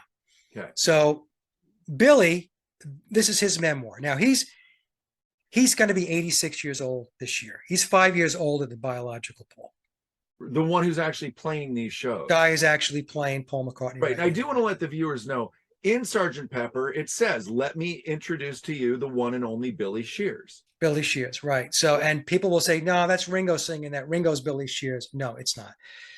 They had Ringo sing the song, right, as a deflection, but they were introducing Billy as a new band member. Right. Okay. That's what they were doing. Right in our face. And we could talk a lot more about Billy. I've spent a lot of time, researching him and getting into his whole thing. But yeah, so the book gets into tremendous amounts of detail. And it was after I broke my research, which broke the myth of the Beatles writing and recording all their own music, that the book then included in its footnotes information that validated what I reported, what I put out. Okay. Over the years, the author, Tom Uhari, and I are friendly. I mean, we're not like best friends. We've become, good acquaintances, and we communicate via email periodically. And it's really a professional relationship. So if I have questions about the book, I will reach out to him. And there's only so much he can talk about because both he and obviously Billy have signed non-disclosure agreements. There's contractual secrecy types of agreements. And so Billy's got to steer away from certain topics. But that being said, he drops enough clues in that book that if you're intrepid enough, you'll piece it together. Wow. 666 pages. It is an occulted book. Oh my God. It's a Masonic book, but an eye opener, a total eye opener. And so I've been digging into it, and I used the book really for me was foundational. In other words, it was a starting point, and then the book actually advocates that you go outside the book to do additional research in order to tie back to what the book is saying, to either prove it or disprove it. When was it released? Originally, it came out in September of 2009. Oh, it did? Yes. Oh. So it's been out for 14 years. But there have been, I would say, probably 5 editions that have come since 2009. The most recent was, I think, April or May of this year. So some more information. Tom put some more information in the book. But yeah, it's well worth reading if the McCartney conspiracy or the Paul is Dead conspiracy or the Beatles conspiracy, for that matter, means something to you. And there's a lot of esoteric stuff in the book. He talks about Crowley, talks about the Eon of Horus and all of that stuff as well, because Billy plays an important part in that piece we spoke about before we got started. And I don't think I mentioned this on the show, but I call the Beatles the Pied Pipers of the Eon of Horus. Maybe I did say that before. Oh. But yeah, so they had the baton. They were at the front of the parade from a music perspective for pop culture to move people across that threshold from the age of Osiris or the Eon of Osiris to the Eon of Horus. And Billy himself is an occultist. And if you read the book, you'll get that in spades. But we could talk about that if you decide to have me back or whatever. Oh yeah. Definitely. We're going to get more requests to have you back. Yeah, but we'll finish with the 3 ways that people get involved in the music industry or bands, if you will. There's Beatles question that I have. So allegedly they had a handler, an MI6 handler, who was known only as the name Maxwell. Maxwell Knight. Yeah, Maxwell Knight was the name. Well, Maxwell Knight was the MI6 agent that some believe was involved in the death of biological Paul McCartney. Right. Which is backed up in 107's book, A Kid by the Side of the Road in 1966. So yeah. So something else to look in. I was contacted by somebody. This is a crazy story. Going back about 4 or 5 years ago. And they said to me that they attended a soiree that included military industrial types, Silicon Valley. And he said that there was this one guy that was there. He had a Texan accent, Texan drawl.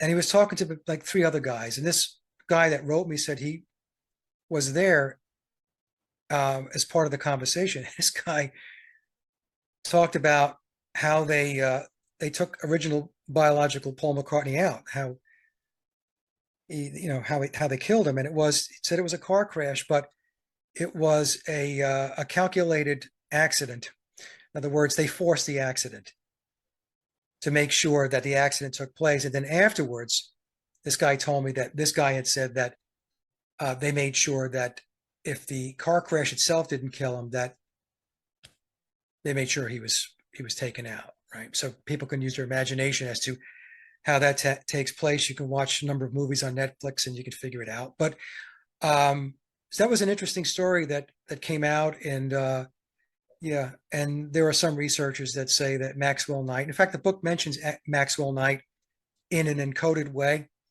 So it's possible that he did have a part in the death of biological Paul McCartney. And could he have been the other Maxwell? Well, Robert Maxwell, but I think that would be a stretch. Ghislaine's. Oh yeah, no, yeah, I would, yeah, I didn't think of Robert Maxwell. No, Maxwell Knight was the MI6. He was an MI6 agent, Right. and a famed one. Maxwell Knight is what 007 is Right. Right. kind of modeled after. Right. And what would the motivation have been to take out Paul? I mean, I know why I would do it, but It was. sorry, You don't like the Beatles? I couldn't resist. No, He's never been a fan. It was, in my opinion, based upon the research, the book, and working with other researchers, it was a ritual sacrifice. So what is referred to in the book as death for success. So it's like the 27 Club. In other words, they give their life for the fame, the fortune, and for their name to live on, forever and ever. But the thing is, the book says that Paul McCartney and John Lennon entered into a Faustian bargain October of 1963. But they were young guys, like you're talking like 20, 22 years old, and they didn't know what they were getting into. But they were incented, right? So what they did was they came out with Please Please Me. That was their first album. Hugely successful. Tavistock, EMI made sure it was very successful. And then they dangled the carrot in front of them and said, you like all of this success? It's great, right? All of the money. Well, there's more of this, like a lot more, but we got to do a little something first. So what do you think? And so the book, the way the book tells it, the Faustian bargain was in October of 63. So Please Please Me was released in March of 63. So 7 months later, they do the pact. And then they moved on to the second album with the Beatles, which was released in the UK on November 22nd, 1963, which was the same day that JFK was assassinated. And I realize there's some people that think the JFK assassination was a hoax, okay? But I'm just saying, mapping it to that particular event, whether you believed it happened or not, November 22nd means something, right? Right. And it's an occulted date, obviously, because 11/22, when you add the numbers together, numerology-wise, is 33. So the premise being that his death was a ritual sacrifice for the success, not just of the Beatles, that's implied, but the success of the psychological operation that was going to make them the Pied Pipers of the new eon, to ensure that this happens and this takes place. The transition from one eon to the next. I'm telling you, folks, it's all occulted. I know it sounds like crazy shit, but well, but that's a pattern, right? I mean, it wasn't just Paul. It was, I mean, look at all the different celebrities. Kelsey Grammer had, they've all had relatives die mysteriously or violently. Well, Brian Jones of the Rolling Stones. Right. There's always a sacrifice. Keith Moon of The Who. Mhm. Well, John Bonham of Led Zeppelin. yeah, this hasn't been brought up before that I've listened to, and I even think of Ian Curtis from Joy Division. I mean, did he really hang himself? That's the story. Right, I don't know. right. Kurt Cobain shot himself. Yeah, Yeah, You know, Courtney had nothing to do with that. this ritual stuff takes place. And as disturbing as it is, and it's very uncomfortable for so many people to even think about that these things go on, they do go on. And with more and more of the pedo stuff that's coming out now, and the sex trafficking and the human trafficking that's just bursting at the seams now, it should be a validation point for a lot of people that when we talk about ritual sacrifice, that this stuff does take place. yeah. Oh, absolutely. Well, Anyway, yeah, let's finish up with those just so people can understand how bands get involved in this. Oh yeah. yeah, okay. So, folks, I have this is my deduction by doing the research and just digging in. Okay, so there are 3 tiers, if you will. So the first tier are people, artists, entertainers, and so on, who are bloodline. So they have bloodline connections back into the pyramid of power. People with that type of connection are set up very early in life. They are identified and tapped to be put in very influential positions later in life, positions of power. So as an example, the guy I was just talking about who's playing the role of Paul McCartney, Billy Shears, Billy is bloodline. He's Scottish, number one. And he actually, the book tells us that he went through ritual programming, trauma-based programming, in order to groom him to be where he is today. So when they talk about this grooming process and the trauma-based mind control goes both ways. It could be very rough, bad stuff, but there's also rewards. And so they work it from both angles. The example I use is the kid whose father is the team's football coach. And of course, the father wants his son to be the best ball player on the team. And if during a game, his son fumbles the ball and the other team picks it up and runs for the winning touchdown, his father comes down on him very, very heavy, right? It's kind of like, hey, you embarrass yourself, you embarrass me, you embarrass the family, and now go out there and I want you to run around the block 5,000 times, do 6,000 push-ups, and I want you to think about what you did and never do it again, right? That's trauma-based mind control. People never put it into that category, but that's what that is. That's shaping that kid's head. Right. Next game, he intercepts the ball, runs it down for a touchdown. His team wins. Now what happens? Father takes him and says, son, you were outstanding today. Just outstanding. You made me proud. You should be proud. The team is proud. That's part of the programming. That's part of the shaping and the grooming. So in any case, that's the bloodline aspect of it. And they, in all likelihood, do go through these trauma-based mind control programs in order to shape them to think the way they need to think in order to move the agenda forward. They can't have anybody walking off the reservation and, any of that stuff. The second tier below that would be people that are bound by secret societies. So they have their oaths, which in Freemasonry is called their obligations.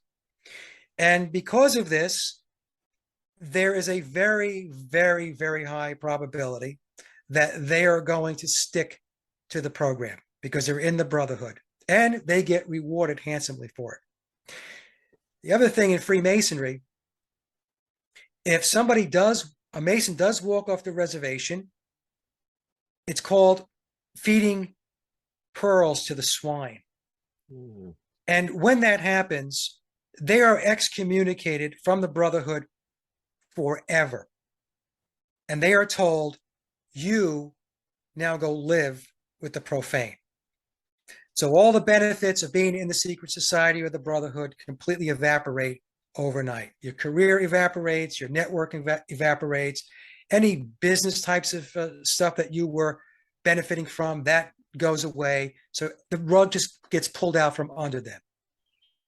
So if you're very successful and things are going really well, the odds that you're going to walk in the other direction are very, very low. Yeah, not a lot of incentive to leave. Not a lot of, exactly, right? So you just do your thing and you get rewarded for it.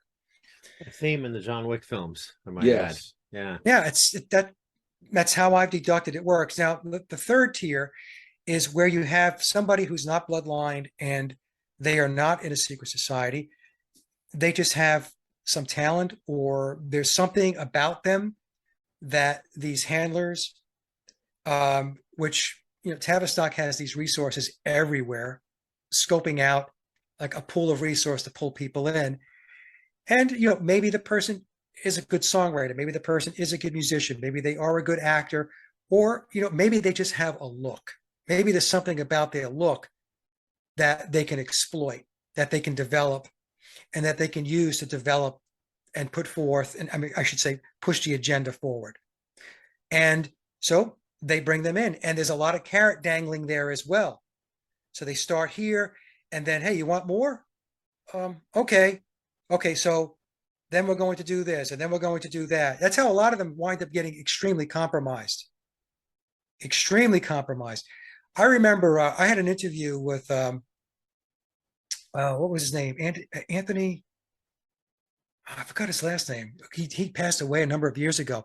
But in any case, he told me that the guy from Hustler magazine. Flynn? No. Yeah. Flint. No. Larry Flint? Larry Flint.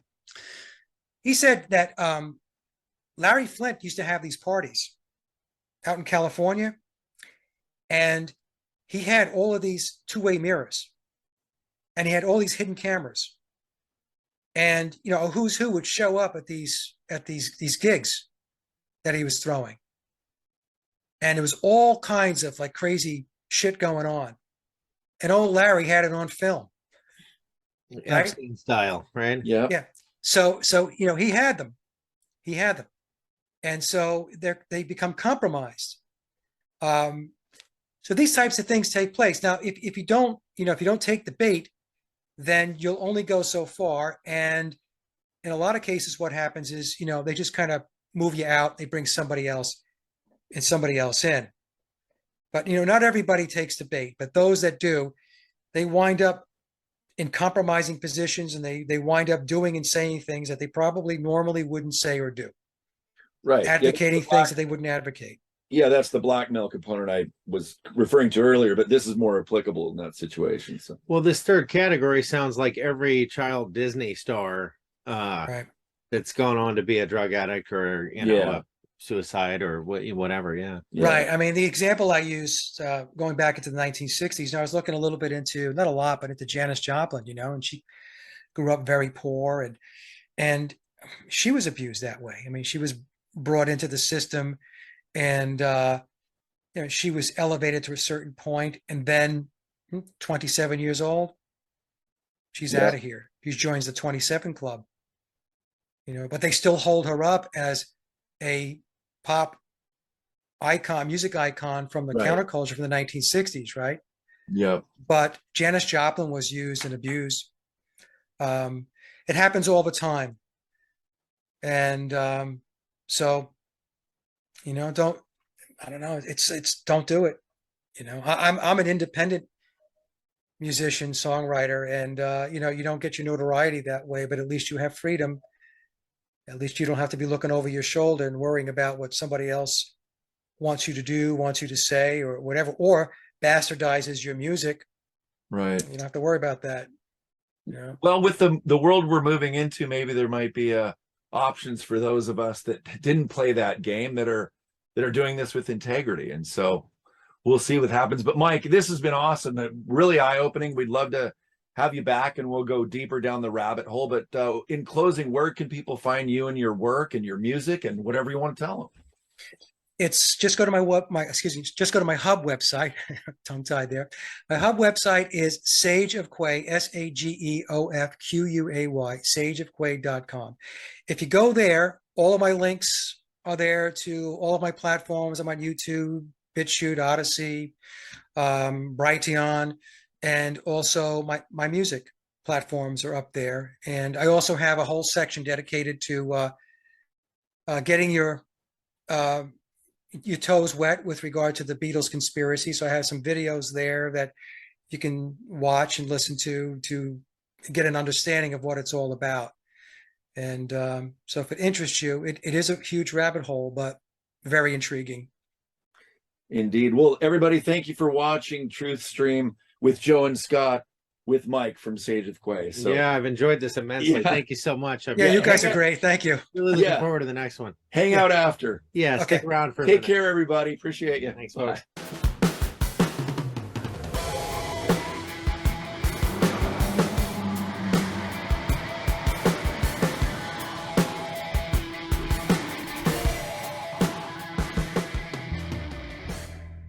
PTPop here with all four lobes of my brain securely bound behind my back, and welcome to another episode of PTPop, a mind revolution, where I lead you out to the rabbit hole, one grain of truth at a time.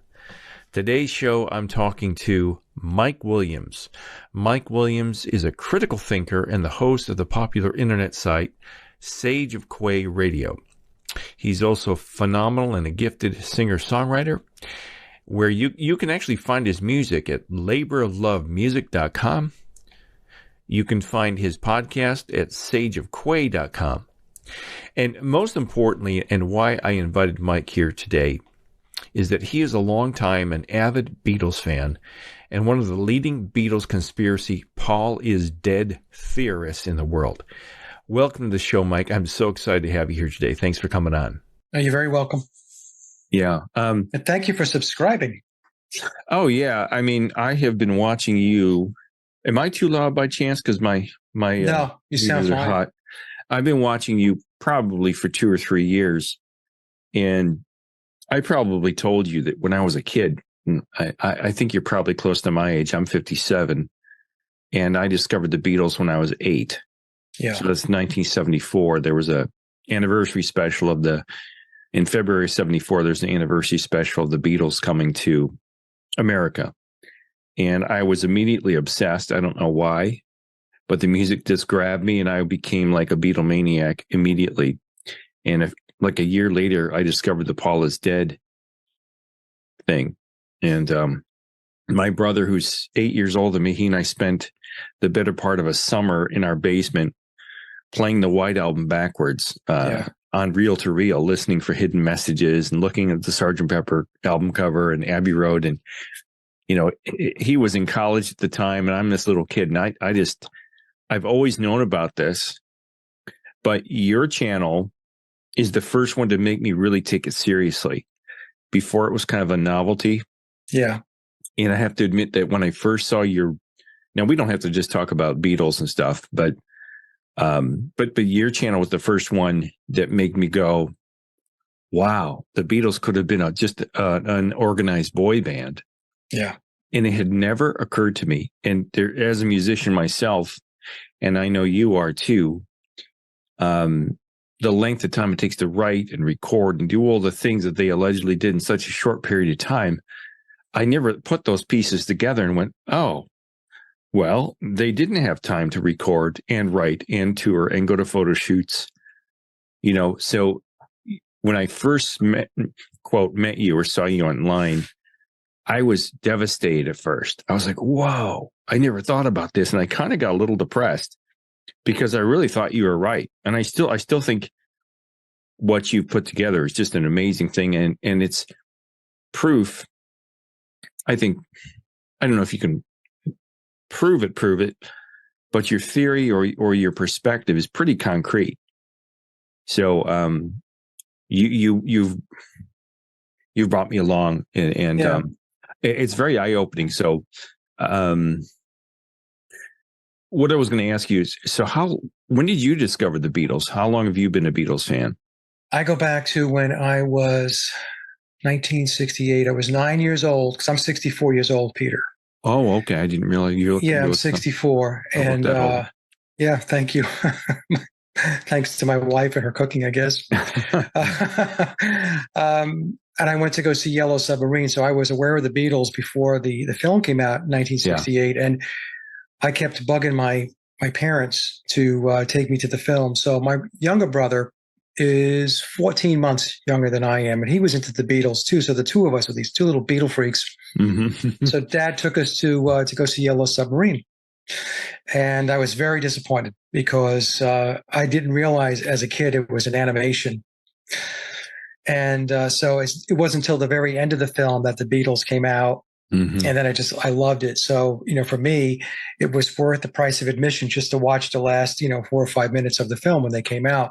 Of course, my father was in total agony the whole time, not Dad's cup of tea. Yeah. But yeah, that's how I discovered it. And I knew all about the Paul is Dead going back into the 70s.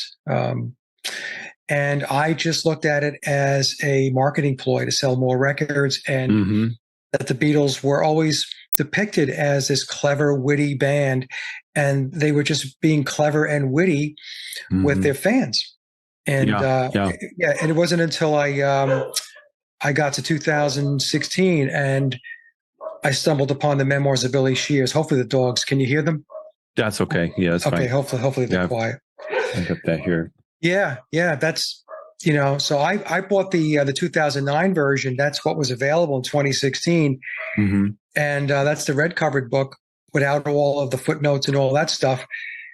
And I just started digging into it because I didn't take the book at face value. There's a lot of noisemakers out there that say, I just ran with the book, and that's not true. I read the book, I investigated the book, I did the research, and, and then I connected up with other researchers that were Well, doing the same thing. your research is just mind blowing. I mean, to me, you're the Beatles of Paul is Dead conspiracy theorists, if that makes sense. And the amount of research you must have put into this, I mean, the dates, the times, the places, you've drawn it all out on charts, which is, that's why I asked you for those charts, because I'm like, wow, this guy really sat down and thought this through logically. And there's other people that do this on YouTube, but they're nowhere near as eloquent or well thought out as you. By far, you've really put a huge amount of work into this. And Well, what a lot of them do, Peter, is most of them, they believe the official story, the Cinderella story, as to how the Beatles began, Mhm. organic and all that stuff. And where they pick up the research is when Paul was replaced, and then they focus on Billy, and they major on trying to prove to people that Billy is not Paul. Mhm. But they still want to protect and embrace the overall story. That's the biggest problem that a lot of these researchers, that's how they stumble, to be honest with you, because more and more people now are realizing, with the way that the world is going in general, not just the Beatles, Mhm. that everything's a story, Yeah. everything's a psychological operation, everything's a narrative. Yeah. And at this point in time in the game, for people to still believe in something like how the Beatles formed, the official narrative, they start to look a little dull, because more and more people are waking up to the fact that that story is mostly fiction. Yeah. Oh, yeah. So anyway, but like I said, I'll answer any questions you have. Rubber Soul is a smoking gun. There's no Okay. question about it. Not just because of the 16 songs, but because of the process to produce a record. Yeah, let me pull up. I'll pull up that the Rubber Soul graphic. So the way this came about, Peter, I was watching a DVD. It's the series called Deconstructing the Beatles, and Mhm. Scott Fryman is the author of that series. And Scott does a very good job of presenting the series, but he's presenting the official narrative. So on a lark, I bought the DVD that talked about Rubber Soul. And I got about 15, 20 minutes into the storyline, which goes like this. The Beatles came into the Rubber Soul sessions on October 11th, and they came in with essentially no backlog of music. In fact, I think what Scott says in the DVD is that they came in pretty empty. So essentially, they had to write from scratch. So they had to write 14 songs for the album and 2 songs for a double A-side single, which was Day Tripper and We Can Work It Out. So 16 songs total. Plus, they had to do a flexi disc for the fan club, and they also received their MBEs during those recording sessions during that time frame, the 30 days from October 11th to November 11th. And they also stepped out of the studio to do a TV special, and that was 2 days. So it wasn't even 30 days contiguous. There were times when they weren't there. And so in any case, so as I was watching the DVD and Scott's explaining how this all worked, how it came together, and how it came down to the wire, being a songwriter and a musician myself, I said, well, there's no way this could have worked. It's not possible to come into the studio and say, hey, look, you guys have got 30 days to, we're starting with a clean sheet and bang out 16 songs. And we're not talking about a lot of filler track. We're talking about 16 top shelf songs. Exactly. And so as I was watching it, I said, no, there's something not right with this story, because to write 16 songs within 30 days, that says that whatever John Lennon, Paul McCartney, and George Harrison touched, whatever song they started, they completed. In other words, there weren't any false starts, Peter, right? So, as a songwriter, you'll start to write a song, you're trying to kick around some ideas, and you think to yourself, okay, well, that's not working. Yeah. And so you move to something else, right? Because songwriting is a process. Oh, sure. Right? And it can be a very time-consuming process, especially when you're doing an album. So that's what set me off to go take a look at what was really going on under the hood with Rubber Soul. And so the whole thing with 16 songs in 30 days, if you go and look at their schedule, the official narrative tells us that they recorded 4 of the 16 songs on the very last day, on November 11th. Which in itself is not a very believable story. Now, aside from the 16 songs, another problem that Rubber Soul had is that they finished up recording late in the evening, going into the early morning hours of November 12th. The Beatles did. And the lacquer, which is what is needed, the final lacquer, finalized lacquer, in this case it was the mono lacquer, is used to press the records. And that was not finalized until November 17th. And the Beatles and EMI had to have Rubber Soul in retail outlets on December 3rd. So the record had to be in stores on December 3rd in time for the Christmas season, because that's what they were shooting for. It was a record for the Christmas season. Big time for the record companies to make money.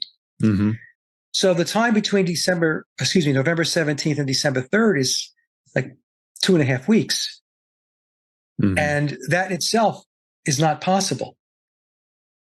So the way the process works is once an artist or a band completes recording, then there is an 8 to 10, maybe even 12-week process to get the record out, because you've got to get all the wheels in motion. Many times there are photo shoots. If the photo shoots hadn't been done already, you have to do the design and the layout of the album. You have to get the album printed. And back in the day, and they're still using 4-color printing today, but back in the day with four-color printing, it took a week for the album covers or the slicks to dry. Plus, you needed the names of the songs and you needed the sequence of the songs.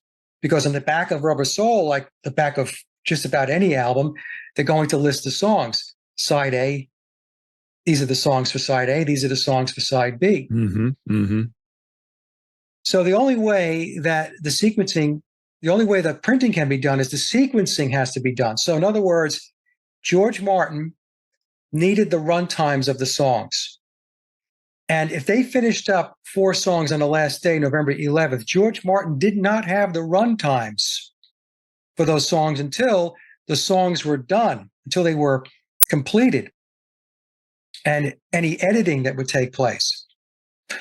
Once you have all of the run times, that's how long the song plays for, folks, in case you're wondering what a runtime is.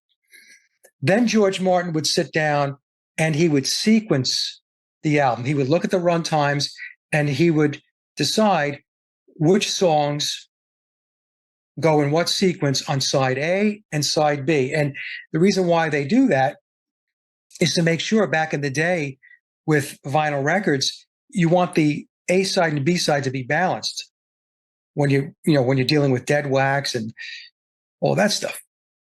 Now, if the official story tells us that George Martin completed the sequencing on November 16th, that's the day before the final lacquer was cut. Well, here's the question. How did all the printing get done? How did the record covers, the slicks, the labels for the 33 and the 45 RPM records, the center labels, when did all that stuff get sent out to be printed? And how were they able to expedite it, let's say like within a week? Mm-hmm. Right? So the problem is that couldn't have happened, because when you send something out to get printed, it's not just about printing. It's got to be proofed. All of this stuff, everything's got to be finalized. And here's the kicker. In order to press the records, now if the lacquer was finalized, the mono lacquer finalized on November 17th, that means that the actual pressing of the records started taking place right away. So it could have taken place on the 17th or November 18th. But in either case, in order to press the records, the final labels, the center labels for the records with the names of the songs in sequence had to be in-house and completed. Because when you press records, the label gets applied when the record gets pressed. It's not a process of pressing the record and then adhering the label to the record later on. They get done at the exact same time. The wax gets pressed, the label gets pressed onto the center of the record, and that's how the record and the label come together. So that says in order for the records to start being pressed on either November 17th or the 18th, the labels with all the names of the songs and the sequencing had to be done. Well, if George Martin finished the sequencing on the 16th, how were the labels, the completed labels, in-house on the 17th or the latest the 18th when they started pressing the records?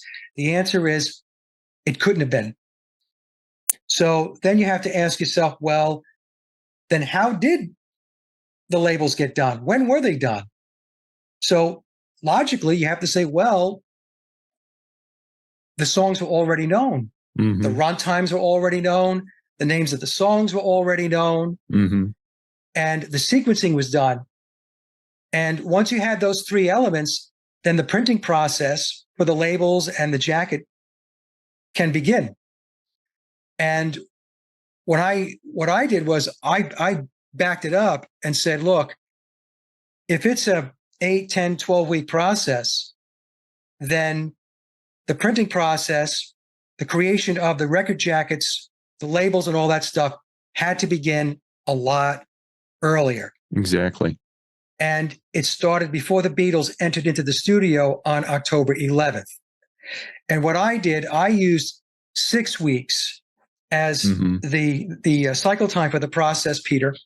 And the reason why I did that was to give the official narrative the benefit of the doubt. This way I could say, look, I put 6 weeks out there, which means that EMI, they pulled out all the stops to make this work because it was the Beatles.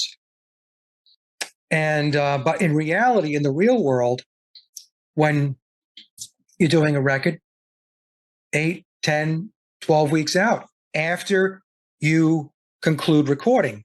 Mm-hmm. And that's the process going forward. And, maybe 2 months later or 2.5 months later, your record will be out and packaged. So that was a big problem with the narrative. Yeah. A big problem. So what they were able to do was they were able to get the initial batch of records out to the stores on December 3rd, and then continue to press after December 3rd, obviously, to get more and more records into the stores. But that's in my opinion, that is a smoking gun. And Yeah, I've had people from the record industry, from the music industry, communicate with me and say, "You're right. You're right." yeah, and I think if we back up, because we've jumped into 1965, but I think I don't know how much we can get into Tavistock and Yeah. all that stuff, but this is how I take this is my interpretation of your take, or this is my interpretation of what I think happened. There's 4 guys in a band that the story goes, Brian Epstein just stumbles upon him because somebody bought a record in his record shop, and he's so taken by him, he busts his butt to get him a recording contract.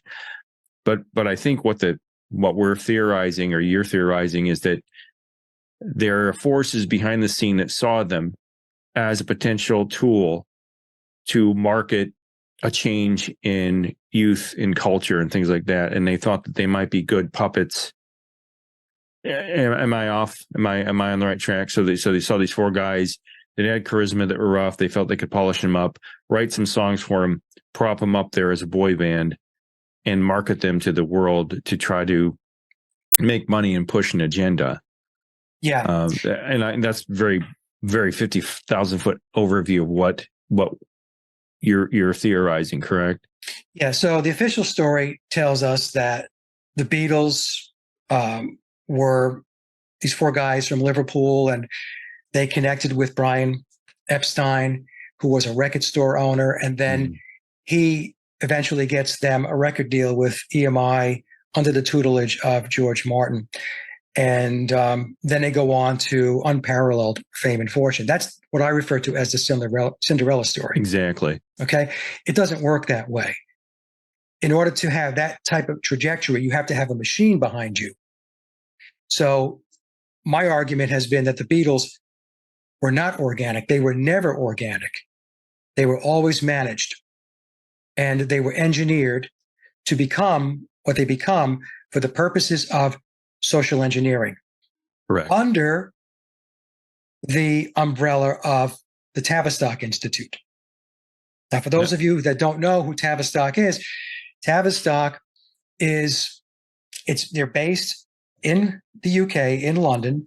They tuck in under the Committee of 300, and they are essentially responsible for all of the psychological operations, the conditioning, brainwashing, and social engineering throughout the world. Mm-hmm. Now, a lot of people, Peter, they have a hard time grabbing onto this because, they still think that these internationalist structures really don't exist. They really maybe exist in name only, but a lot of people think they have just a limited level of involvement in society and in the culture, when in fact they are running our society and determining what our culture is going to be. As an example, in the United States, our culture really is pop culture, which is it's TV, it's movies, it's fast food. That's what the United States has become, pop culture, and that is through the work of Tavistock.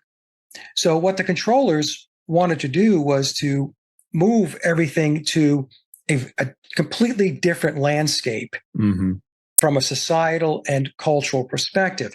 They said, we're going to move away from traditional values. We're going to break down institutionalized religion, specifically Christianity. They had Christianity was a big blip on their radar. They had to get rid of it.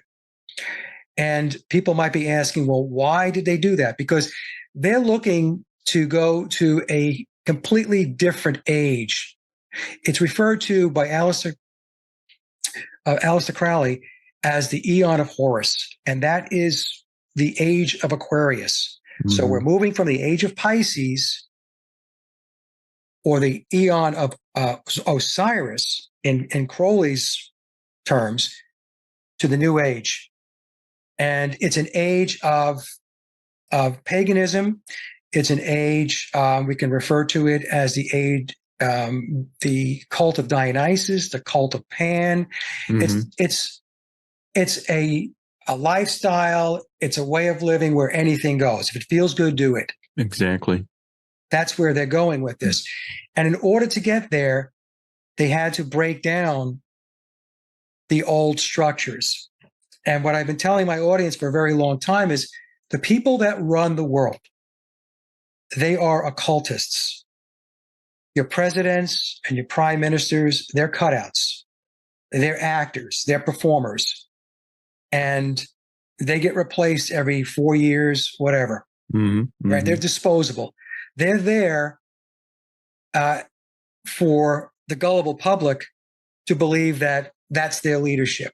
Mm-hmm. But there is a deep state, a very, very deep state that is behind the curtain. The Wizard of Oz is behind the curtain. Mm-hmm. And this is where they're going with everything. So, and because they're occultists, Peter, a part of occultism is alchemy. And we're going through an alchemical process now where they are tearing down the old ways, the old structures that we were interacting with and living with, so that they can move to their new age, or the Eon of Horus. You know, it's funny, as this might be more understandable as you get older, because when I was younger, I wouldn't have listened to you. I would, oh no, you can't talk to me about the Beatles. No, they're real, and they're four geniuses. And I think to myself, wait a minute, no, my dog is barking. But you mean to tell me that four guys just happened to make a band, and they just happen to be, well, three of them are geniuses. I don't know about Ringo. And they all write amazing songs, and they're all amazing musicians. They're all, as I've gotten older, I'm like, hold on a second. This has never been duplicated for a reason. And I don't know when you first heard the Star Club album, but I was probably sixth grade when I heard the Star Club. Years ago, yeah. And I'm like, what is this? As a kid, I'm like, this is horrible. Whoever could hear this band and go, yeah, this is the next, this is the next thing, we got to sign a recording contract. Granted, it could have been an off night whenever that was recorded. Nobody's applauding in the audience. They sound horrible. There's some charisma there. There's some life and some energy, musicianship, but I didn't hear anything special as a kid. When you're a kid, you're kind of unfiltered, and you say things you shouldn't. And I was like, oh, this is crap. So somebody heard this horrible band playing Bese Me Mucho in this terrible bar, and they went, yeah, they're the next thing. So I think, like you said, there's something, either that was a platform they were using to kind of groom them. Yes. In these bars in Germany and England, and to get them to the next stage so they could put them in Shea Stadium or at the Palladium, or so they're more polished. Am I kind of on the right track there with that? Yeah. So the Beatles were a bar and club band. That's what they were. Yeah. Okay. So when you listen to the old, recordings from Germany, that's what you're hearing, a bar and club band. It's not knocking them. It's just, that's what they were. Yeah, exactly. So, they did these long stints in Germany, and then they had this constant live gigging throughout, locally near Liverpool and throughout the UK, that went on from 1961 through 1963, and then in 1964 they wind up in the United States. But the reason why they were doing all of these live performances, Peter, is because they were being groomed. It was boot camp to get their chops to the point where they could be taught the songs, the Beatles songs. They would be taught them how to play them, and then take them out on the road. The Beatles were the veneer for the music. Exactly. They took it out on the road, and so that's what was going on. That's why they were doing all that playing. Like when they were in Germany, they were playing 7 hours a night. I have a recording of an interview with Pete Best when Pete was with the band going back to Hamburg, and he said that they would play 7-8 hours a night, and then once they got done playing, I don't know whether they went, they stuck around to go drinking or whatever, but he said they would wake up at 3:00 in the afternoon.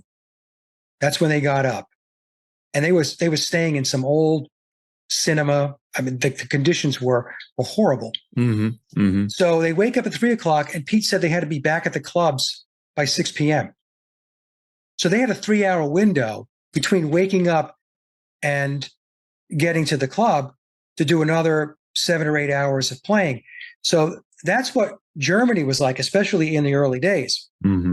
And if you take a look at their schedule throughout, locally, like I said, in Liverpool and the UK from 61 to 1963, they were playing constantly, virtually every night. I mean, they had a couple of nights where they didn't play, but I have this, I have the link. You can find it on Wikipedia. It actually has their performance schedule, and you can take a look at it. It was just, they just kept going. And that was to build their skills. That was to build their chops, not as songwriters, because Tavistock already had their songwriters. It was to build their skills to be able to be quick studies and to learn the songs that they were taught, and then to take them out on the road to push the whole psychological operation, the whole social engineering initiative known as the Beatles or Beatlemania. As you know, I argue that the Beatles between 1962 and 1966, I don't think they wrote anything, and I don't believe they played on any of the recorded tracks. Mm-hmm. Yeah, there you go. There you go. God, this is wild. Yeah, so take a look at that. I mean, they're virtually playing almost every single night. Right. So if you keep going, you're going to 1962, 1963. Wow. Yeah, so they're in Hamburg. If you go They're up all in Hamburg. This is all the top 10 club, and yes. wow. Okay. We're still going. Geez, that's a lot of gigs. Yes. And that's pretty fortunate. I mean, I don't know if you were a gigging musician. I did it. I had a solo act, and it was so hard for me to get a gig, just 1 or 2 gigs a summer. Yeah. And granted, I'm not the Beatles or whatever they were, but how did these guys get so many gigs? Well, that's the thing. That's the question you have to ask yourself. So that gets back to there has to be a machine behind them. Yeah. So all of these gigs, folks, that Peter is showing you, this was to get them up to speed. This was to get the skill level up on their instruments, enough so that they could be taught songs and take them out on the road. Mm-hmm. And we have to also differentiate between musician skills that will cut it playing live versus skill level that is required in the studio. Mm-hmm. So the Beatles were not session players. They didn't have that level of skill. They weren't session musician, skilled musicians. So, and this is not something that I've made up. I mean, the Beatles themselves, John Lennon has said that, he was not all that happy with his own guitar playing. That, in fact, in one interview, he said that he was somewhat embarrassed about his level of guitar playing. We have George Harrison saying that he never practiced. He and Ringo never practiced. We have Billy telling Bernie Goldberg in an interview, I think it was going back to the 1980s, that George Harrison was missing in action. He was absent for the most part for the Sgt. Pepper sessions. Mm-hmm. Right? So if George wasn't really there, if he wasn't, Billy said he was putting a pool in or something. If I can interrupt real quick, you can tell everybody who Billy is, because some people might not know who Billy is. Okay, so the person, Paul McCartney was replaced back in 1966, in late 66. Some people will use August 66. Others will say it was September. Others will say it's November. Mm-hmm. In the book, The Memoirs of Billy Shears, let me see if I can get it here. Yeah, I got it here. You got it? Okay. It's your blue screen. The screen, yeah. That's the book that Peter's holding up. That book tells us that the date was September 11th, 1966. September 11th is a very occulted date, folks. Yeah. Very occulted. September 11th is considered a day of war, and it does not necessarily mean physical war. It could also refer to psychological warfare or psychological operations. But in either case, whether Paul passed in August, September, or November, he was replaced by a person that goes by the name of Billy Shears. In the book, he tells us his name is William Shepard. Some people believe his surname is Campbell. And I just stay away from that, Peter, because it gets into a kind of a senseless debate. Is it Shepard or is it Campbell? I just go by what he has on the book, Billy Shears. It's just a lot easier. And that's how he refers to himself. That's kind of his alias. And so, Billy, he joined the band externally from a public perspective with the release of Sgt. Pepper. And Sgt. Pepper was his album. It was his baby, and it was he and George Martin that put it together. And so Billy was the driving force. But I also believe that Billy was in the background with the Beatles machine prior to the release of Sgt. Pepper. I believe that he goes back perhaps all the way back to 1962. And it's very possible that he was one of the ghostwriters for the Beatles during that period, and also one of the session players that was on the recorded tracks. Because again, so in case your audience doesn't know, I mentioned that my argument is the Beatles were not on the recorded tracks between 1962 and 1966. That means session players. Mm-hmm. George Martin hired session players, musicians, to play on those tracks. And who are some of those musicians? Well, we can only take a guess, right? We know that Andy White was hired to drum on P.S. I Love You and Love Me Do. Bernard Purdy has come out since the late 70s to say that he drummed on 21 Beatle tracks. Vic Flick was a great guitar player, was in the George Martin Orchestra. It's very likely that Vic was one of the session guitarists on Beatle tracks. He is the guitarist that you hear playing guitar on Ringo's theme in A Hard Day's Night, and on the United Artists release of the Help, instrumentals. The instrumentals. That was Vic Flick. Big Jim Sullivan. And Big Jim was very well versed on the sitar, so I believe it's Big Jim that was playing sitar on Norwegian Wood. I was contacted by a relative of Ronnie Verrill, the great jazz session musician out of the UK. Ronnie's been dead now for a number of years, but his relative told me that Ronnie drummed on Beatle tracks as well. Wow. And I have a clip of Glenn Campbell introducing Cream in 1968 and saying that they were studio musicians, they formed their own band, and they played on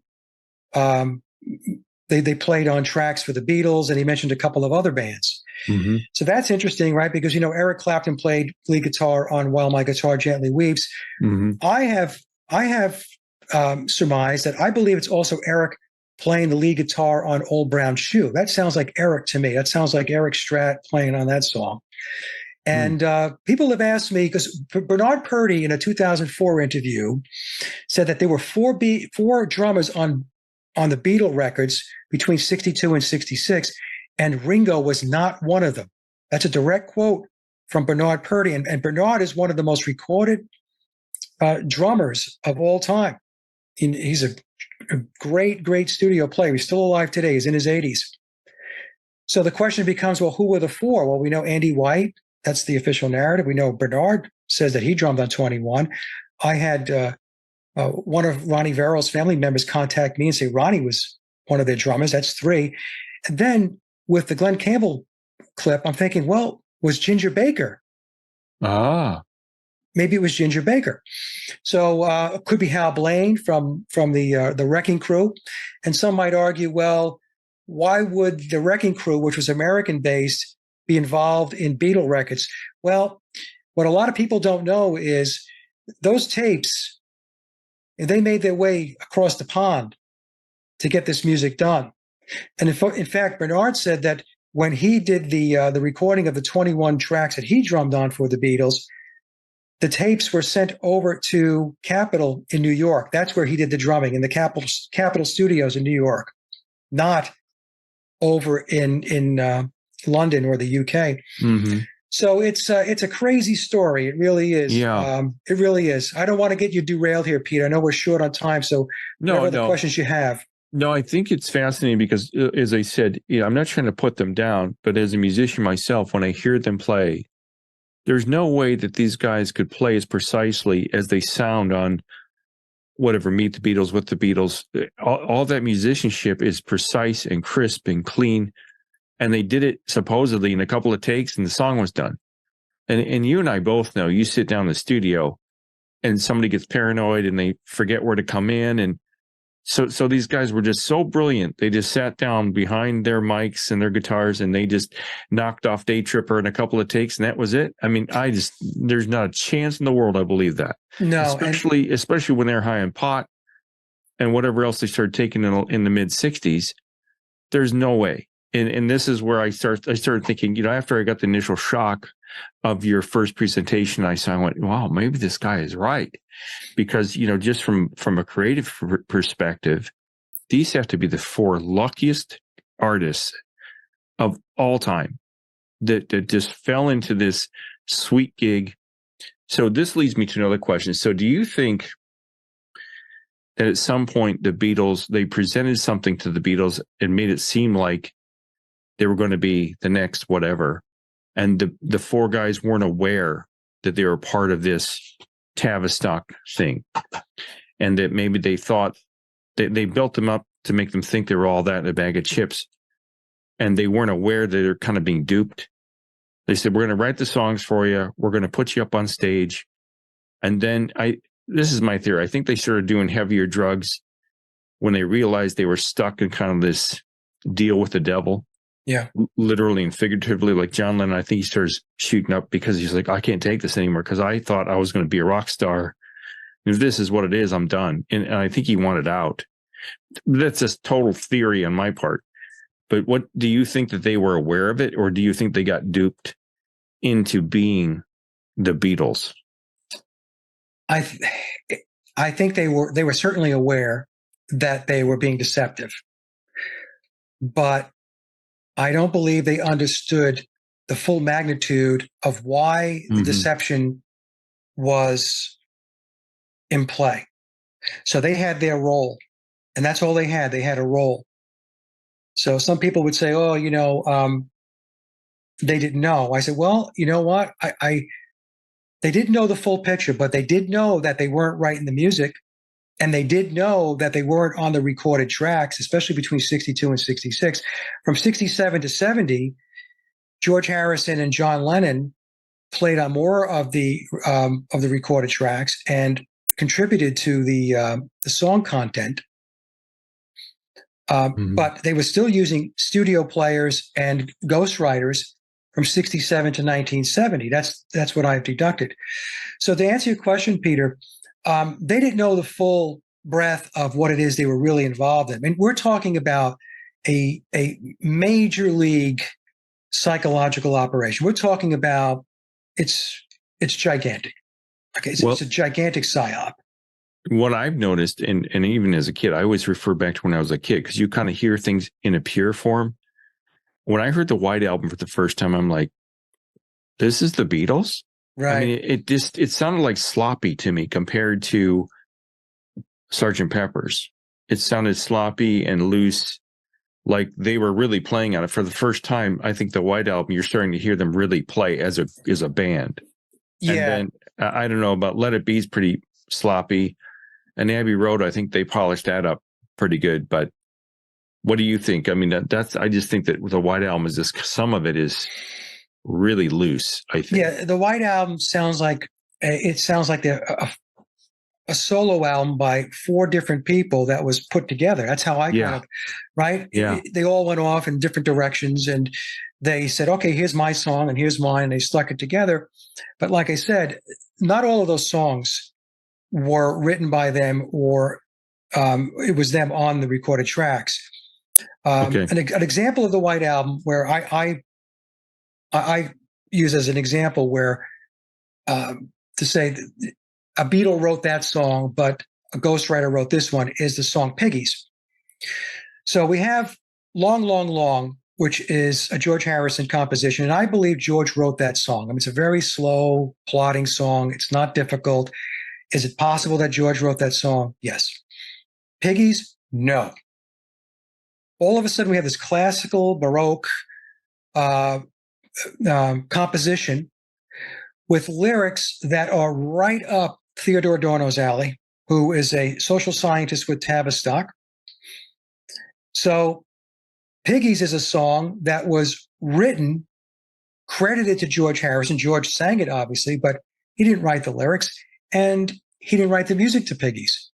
That was written by another composer who could write classical, Baroque types of music, another lyricist who put the words together that mirrored the social science mentality, mindset of Tavistock and Stanford Research Institute going back in the day and even today.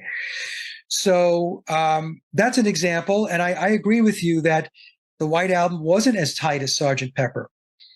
And, Pepper was really, Billy held very tight reins on the Pepper album. I mentioned before that George Harrison was pretty much absent, although he's credited for playing guitar tracks on that, on the Pepper record. And we have to ask ourselves, well, if George wasn't there, then who was the guitarist on those songs?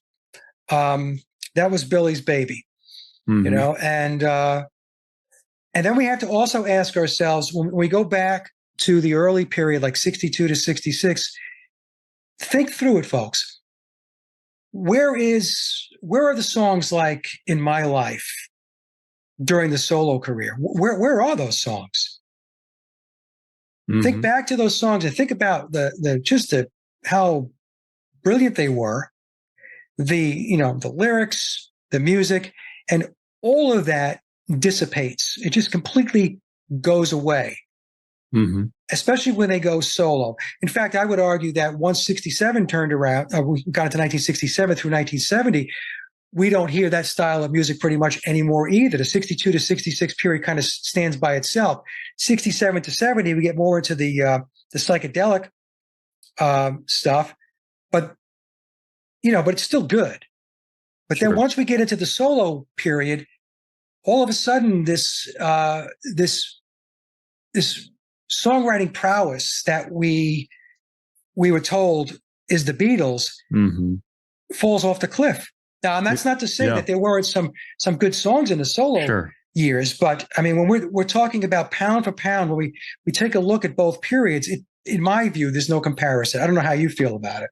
Well, no, I think especially John Lennon's music after the split is just garbage. I can't stand most of the stuff he released. Not all of it, but like Sometime in New York City, and it's horrible. I hate that album. It's just terrible. And people, these Beatlemaniacs, like I used to go, it's a stroke of genius. And I some of the stuff off of Number 9, Dream, and Imagine's a great song, but I wonder, how did he pull this song Imagine out of his backside, and the rest of the album is kind of crap? I mean, where did that Memoirs tells us he didn't write Imagine. It was credited to him. Yeah. So, Imagine is the anthem of the New World Order. Imagine no possessions. That's no different than what Klaus Schwab is telling everybody. You'll own nothing and be happy. Yeah. And be happy. Yeah. It's the same thing. Well, but go ahead. Yeah, go ahead. No, I was just going to say, so on another, I'm going to kind of on a parallel. Have you noticed how music affects you mentally? Because I didn't really tune into this until I was older, but there's an album by Crosby, Stills and Nash, that album called just Crosby, Stills and Nash.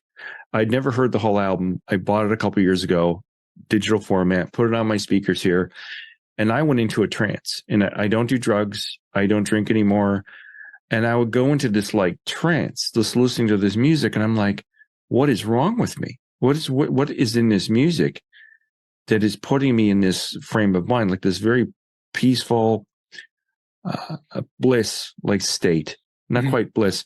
And I wonder, do you believe there's something hidden in the mastering of the music that is kind of like the Pied Piper that's kind of putting the kids or the people into a trance? And I know this sounds really paranoid, but I'm telling you, I can't listen to music from my childhood anymore because the stuff that I thought was a love song when I was a little kid, now I hear the lyrics and it's about heartache, it's about breakup. It's not about love, Yeah. but it's called a love song. So do you think there's something in the music industry that is, I don't know, for lack of a better word, hypnotizing the youth? Yeah, I think that's well, Alan Watt, not Alan Watt, the musician, and the Alan Watt that did social commentary. Oh yeah. Yeah, he, in my presentation, the addendum, which I released back in April, which is the follow-up to my April 2020 presentation, Did the Beatles Write All Their Own Music? I have a clip from Alan at the very end of that presentation. And he states that George Martin was a sound engineer. And he didn't mean like the sound engineer in the booth. He meant a sound engineer in terms of how sound and frequency affects the mind. Yes. So that's definitely in play. It's funny. I had an interview with Kat from the Supernatural Beatles channel, and it was amazing because she said that when she hears music, she's listening to Beatle music, she will see colors, and the same thing happened to me, especially with psychedelic music. So I listen to Pepper, and whenever I listen to Sgt. Pepper, I get this whole like essence of colors all around me, Peter. Stark raving sober, you get this, right? Just listening to it straight. Yes. Yeah. Oh, yeah. I'm not stoned or anything, you know? Yeah. No, just listening to it. So there's definitely something within the music that is eliciting, that's touching on us psychologically. And for some people, you know, they might get what I got, colors. Others might trance out. There's an effect that's built into the music. Now, others have said, I think it's John Todd did some, he was going back a number of years ago, and he claimed to be a former Satanist, and then he became a Christian. And he was saying that there was all kinds of satanic ritual around the music, where they actually would have a ritual conducted before the album was released. In other words, baked into the master tape. I mean, I don't know if that's true or not. I'm just putting that out there. But the point I'm trying to make is that we have all these different elements that are baked into the cake. And there's a reason why music is so important to the controllers. It's one of the biggest tools in their toolbox, because they know through music they can manipulate. Exactly. And if it's not just through the genre of music, then it's going to be through the words. It's going to be through, the genre would be the type of music. It would be the way the band is presented, the way they dress, the way they speak, the album covers with all of their symbolism on it. Mm-hmm. Some people have asked me, well, are you saying every band is in on this thing? I said, no, I'm not saying that. What I'm saying is, once you sign on the dotted line and you're with these record labels, the record labels are connected into the machine. I hate to break it to you, but yeah, you know, well, same with the movie industry and everything else. Yeah. Exactly. So what's going to happen is they're going to package you in a way that's going to get their agenda pushed forward. You might not even be aware of the agenda. They don't care whether you know or not. Yeah. All they care about is getting their message out. And they do it through signs and symbols and through frequency. Mm-hmm. You know, so to answer your question, yes, there's definitely something that they're able to do with the music. Multifaceted, I would assume, that has that effect on us. And I also think that for those of us that aspire to be famous musicians, like I had that delusion when I was younger, I think the movie industry, the music industry, whatever the entertainment industry you're trying to get into, certain people have been picked and it's been predestined that they're going to be the next whatever. So guys like you and me that try to do it, we really don't have a chance, even if we've got all the talent in the world, because we don't fit the mold. It's not about talent. It's not about music. It's about the machine behind it. So I think they get all of us chasing after these dreams, these unicorns that aren't achievable. And the chances of us ever getting any type of traction is probably almost impossible because they've already got an idea. They've got people in place, I guess what I'm saying. So they've got us chasing our tails, Right. trying to become the next artist that's the next craze. Even some of these YouTube channels, I'm like, how do these guys get 50 million followers? They're just, I mean, I read into everything now. They're plugged in, Peter. They're plugged in. And you're exactly right. You and I, see, they dupe us into believing that everybody has a shot at this. Yes. It's the same thing they did with the kids in the inner city and telling them, don't go to school, play basketball. Yes. Because you could be like Michael Jordan. In the meantime, the kid's playing basketball and his entire education goes away because he was on a court playing basketball with his friends. And then, he winds up being 18, 19, 20 years old and he's going nowhere fast. Exactly. So they have us spinning our wheels. That's what it's just a big story. Yeah, exactly. It's an illusion to make you believe that this is possible. It's not possible. And I broke it down to 3 tiers. There are those that are bloodlined into the pyramid of power, and they are tapped very early in life to be placed in very influential positions, whether it be in music or entertainment or politics, the media, whatever. Then you've got those that maybe are not bloodlined, but they're in secret societies. So they're good because there's a very, very high odds that they're going to follow through on whatever the agenda is, and they're rewarded handsomely. That's the thing you have to understand too. Oh, yeah. Yeah. They're rewarded handsomely. And then you got a third tier, which are those artists or entertainers, musicians that are not bloodlined. They're not in secret societies, but they are pulled in by the machine and they are used and abused in order to move the agenda forward. Exactly. So for those people who may have just been discovering this, what is the solution to people that might be shocked by this, think we're crazy? I mean, what's the solution? Because now when we went to see the new Indiana Jones movie yesterday, and I'm sitting there watching, like, what's the point of this movie? What's the message they're trying to get out other than good versus evil? And I read into everything now. Everything is a scheme. And it sounds paranoid, but everything has an agenda behind it. Yes. To sell something. It's all about selling and getting control of you. So where do people turn? I mean, I've heard other people say, there's a comedian named Jim Brewer. Yeah, Jim Brewer, yeah. He's turned to Christ, but I don't want to be a Bible thump. I'm a Christian, but it seems like Christ is really one of the answers. But where do people go? What do you think people should look to if it's not social media and the world of entertainment? What I tell people, Peter, is to invest in yourself, which means, see, when you go outside of yourself, when you're worshiping these bands and these artists and these entertainers and these politicians and these Silicon Valley icons, when you're doing that, you are disempowering yourself.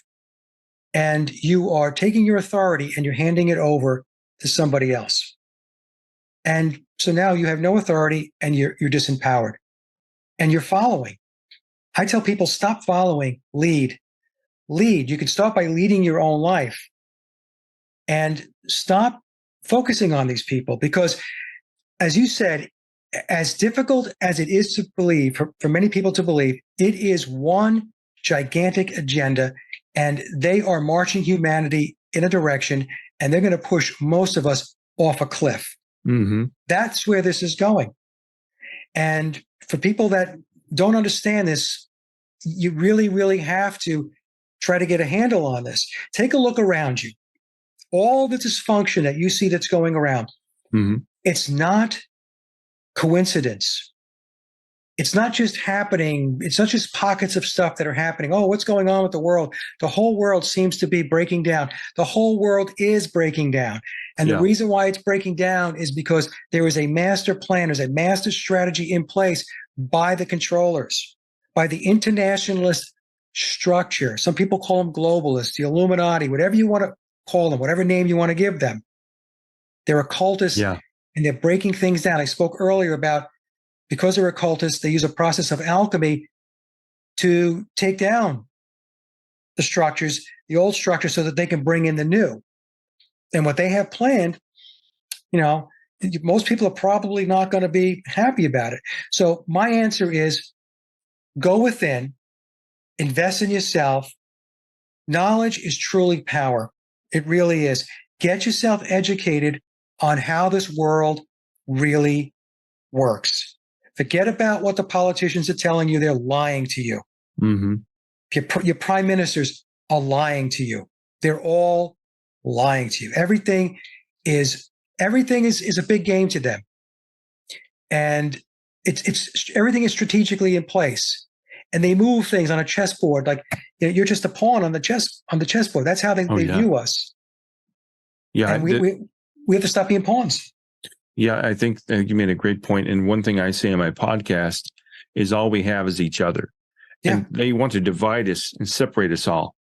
But like just here in my street, the neighbor's dog died, or, we all kind of know each other, and we're kind of, we don't, it's not a clan, but we feel for each other and we communicate, even during the pandemic. But other people in the same neighborhood, you'd see them on the street, and if you didn't have your mask on, they'd literally run into the street to get away from you. I'm like, no, we've got to stop doing that to each other.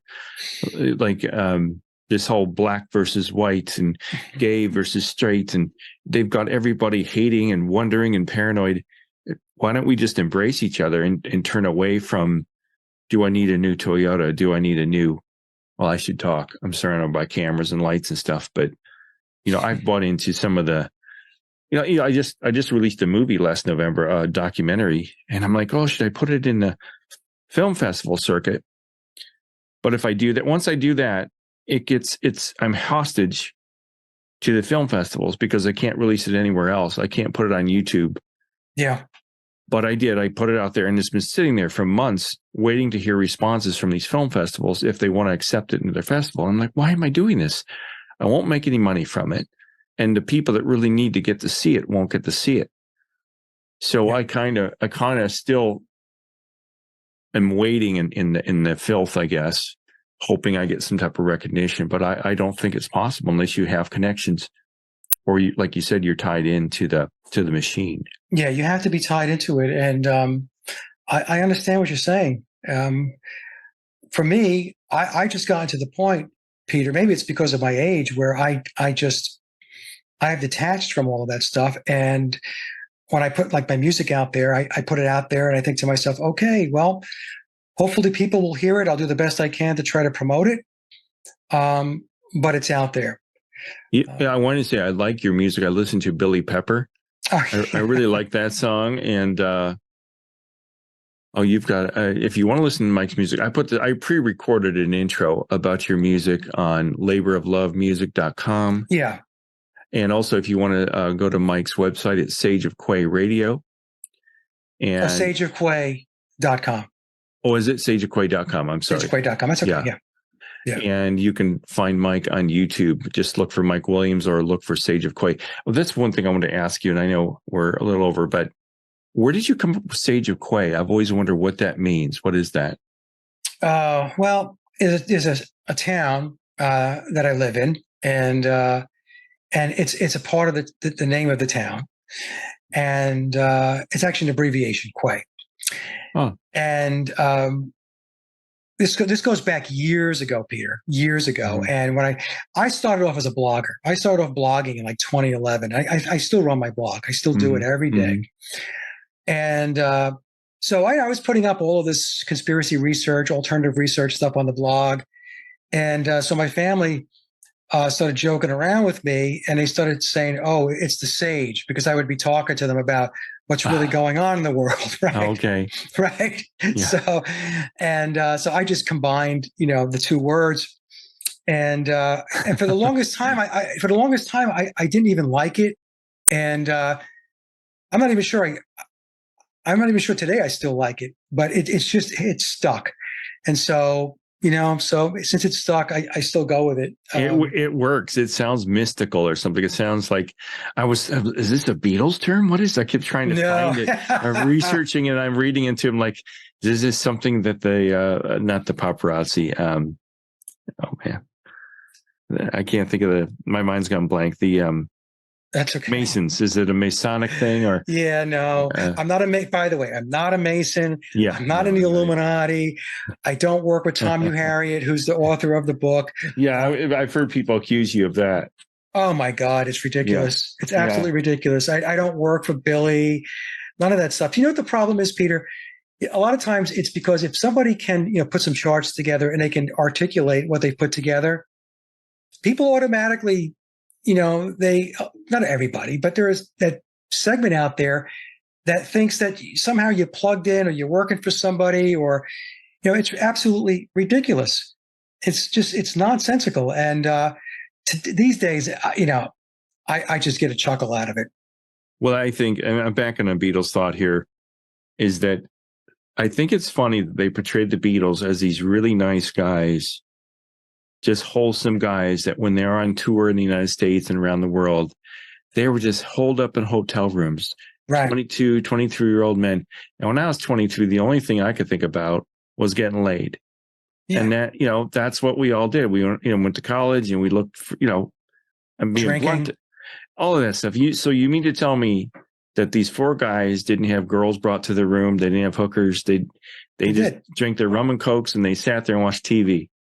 And then when Ron Howard released that ridiculous 8 days a week, I was like, this is such crap. There's no way, especially if John Lennon is the masculine macho guy he was. There's no way he sat in that room. No. And look, Lennon in an interview said, it was printed in the Independent going back about 3 years ago. He said on the set of the film Help, he said they were in a haze of marijuana. Yeah. They were smoking weed all day long.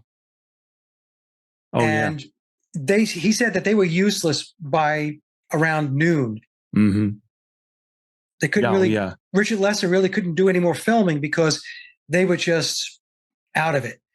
So you got to ask yourself, okay, so like you said, that's what young guys do, especially when they have celebrity behind them and if you've got some money behind them, right? Oh, yeah. So the whole thing where people were thinking that they were writing music on the set of Help, that they weren't writing music on the set of Help. They were smoking weed. Yeah. And I've been around guys that are stoned 24/7 and they're useless. And it's just so the myth. I mean, John Lennon talks about the myth of the Beatles, and I think he drops hints in his solo career about it being over and that the myth is gone. And I think he kind of woke up to it. Maybe he wasn't believing in it anymore, and I think that's why they took him out. I think they had to have him eliminated. But that's just another theory. I've got a book called Breathe, which is a book of historical fiction where I say John Lennon faked his death to get out of fame so we could go live the life he wanted to live and get away from it all. But it's not based off of anything. Yeah, but Lennon did drop a lot of clues. I mean, in the Rolling Stone magazine, he mentioned, he said Dylan was a myth, McCartney was a myth, the Beatles were a myth. And the song God on his first album, the Plastic Ono Band, I don't believe in Beatles. Yeah. And he had gotten to the point where I think John had it. And, when you think about it, Peter, when you live with that much deception, over time, it has to wear on you. And you've got to get to a point where you think to yourself, I can't do this anymore. Sure. And how many times you got to wake up in the morning and think to yourself, is today the day I get found out? Oh, yeah. Is today the day when somebody drops the dime on me? Yeah. And I think that I think they got to that point. George Harrison as well, and Ringo, did two interviews where he talked about the songwriters. He didn't mention John or Paul. He called them the songwriters. Oh, I forgot to ask you the most important question of all. Did you say peace and love on July 7th at noon? No, I did not. Do you know about that? No. Yeah. Ringo Starr goes on Instagram and he says, everybody for my birthday at noon, say peace and love, peace and love. And the whole world's supposed to, think peaceful thoughts for 2 seconds. So If it was Ringo or his double. yeah, he certainly has aged well for somebody. Well, like I mean, the thing is, if you go back 10 years, 15 years ago to some clips, and you look at him back then and you look at him now, I mean, it's, geez, he's getting younger and younger. But I have a clip of Mike Campbell from the Heartbreakers, and he was openly discussing Ringo's double. Ringo sometimes sends a double. Oh, Who evidently, the double evidently can play. So if Ringo can't make it, because Ringo's up in age now, he goes and sends his double. And Mike Campbell was saying, he looks just like him, sounds just like him. Here, let me show you this picture. I think I sent this to you once before, but there's this picture. I saw this picture of Paul McCartney when I was like 9 years old. Yeah, it's Billy. Yeah. And I said, this is not Paul McCartney. I mean, the head's shaped differently. It's not. And even as a kid, I knew it wasn't, Paul McCartney. And I used to have this picture in a scrapbook. Yeah. So plus, he's wearing a hairpiece. Yeah, exactly. It looks like a total little wig or something. But by the way, folks, Billy is blind in his right eye. Okay, yeah, you touched on that, didn't you? Where you think he had his eye taken out? Yeah. So the ritual. Yes, and we talk about clues to compare or to prove that Billy is not biological Paul and biological Paul is not Billy. A lot of times we talk about Billy's face is longer, his ears are different, he has a higher, forehead. He's taller. Yeah. Mm-hmm. Well, another researcher, a colleague of mine, a good friend of mine, Sally Whitty, who is also blind in one eye. She has an ocular prosthesis. She realized that Billy, he's blind in his right eye, and he has an artificial eye. Sees with his left, and he's blind in his right. So that's a major. I think it's the clue of all clues because it clearly differentiates Billy from biological Paul. Because if you look at Paul, he had two perfectly fine eyes. Billy does not, and the way is Billy's two eyes on occasion will not sync up. They will not move in alignment with each other. Yeah. Right. So that's how you know. And actually, folks, there's on my Paul is Dead YouTube channel, if you go down to the playlists, you'll see a playlist for Billy's eye. And I go through some slides where I show what I'm talking about his eye and how it doesn't align and how it gets out of sync every once in a while. No, I think there's a lot of things out there that are manipulating each and every one of us. And fortunately, a few of us, like you and me, are awake to it. But I am really, really grateful you came on here. I've been a big fan of yours for several years now. And I'm amazed by all the work and the effort you put into this. And I really appreciate you being on tonight. Oh, thank you, Peter. Thank you for having me. It's been a great conversation. It's great when it's freewheeling and we could just chat. That was Mike Williams, and I'm so glad we got a chance to talk today.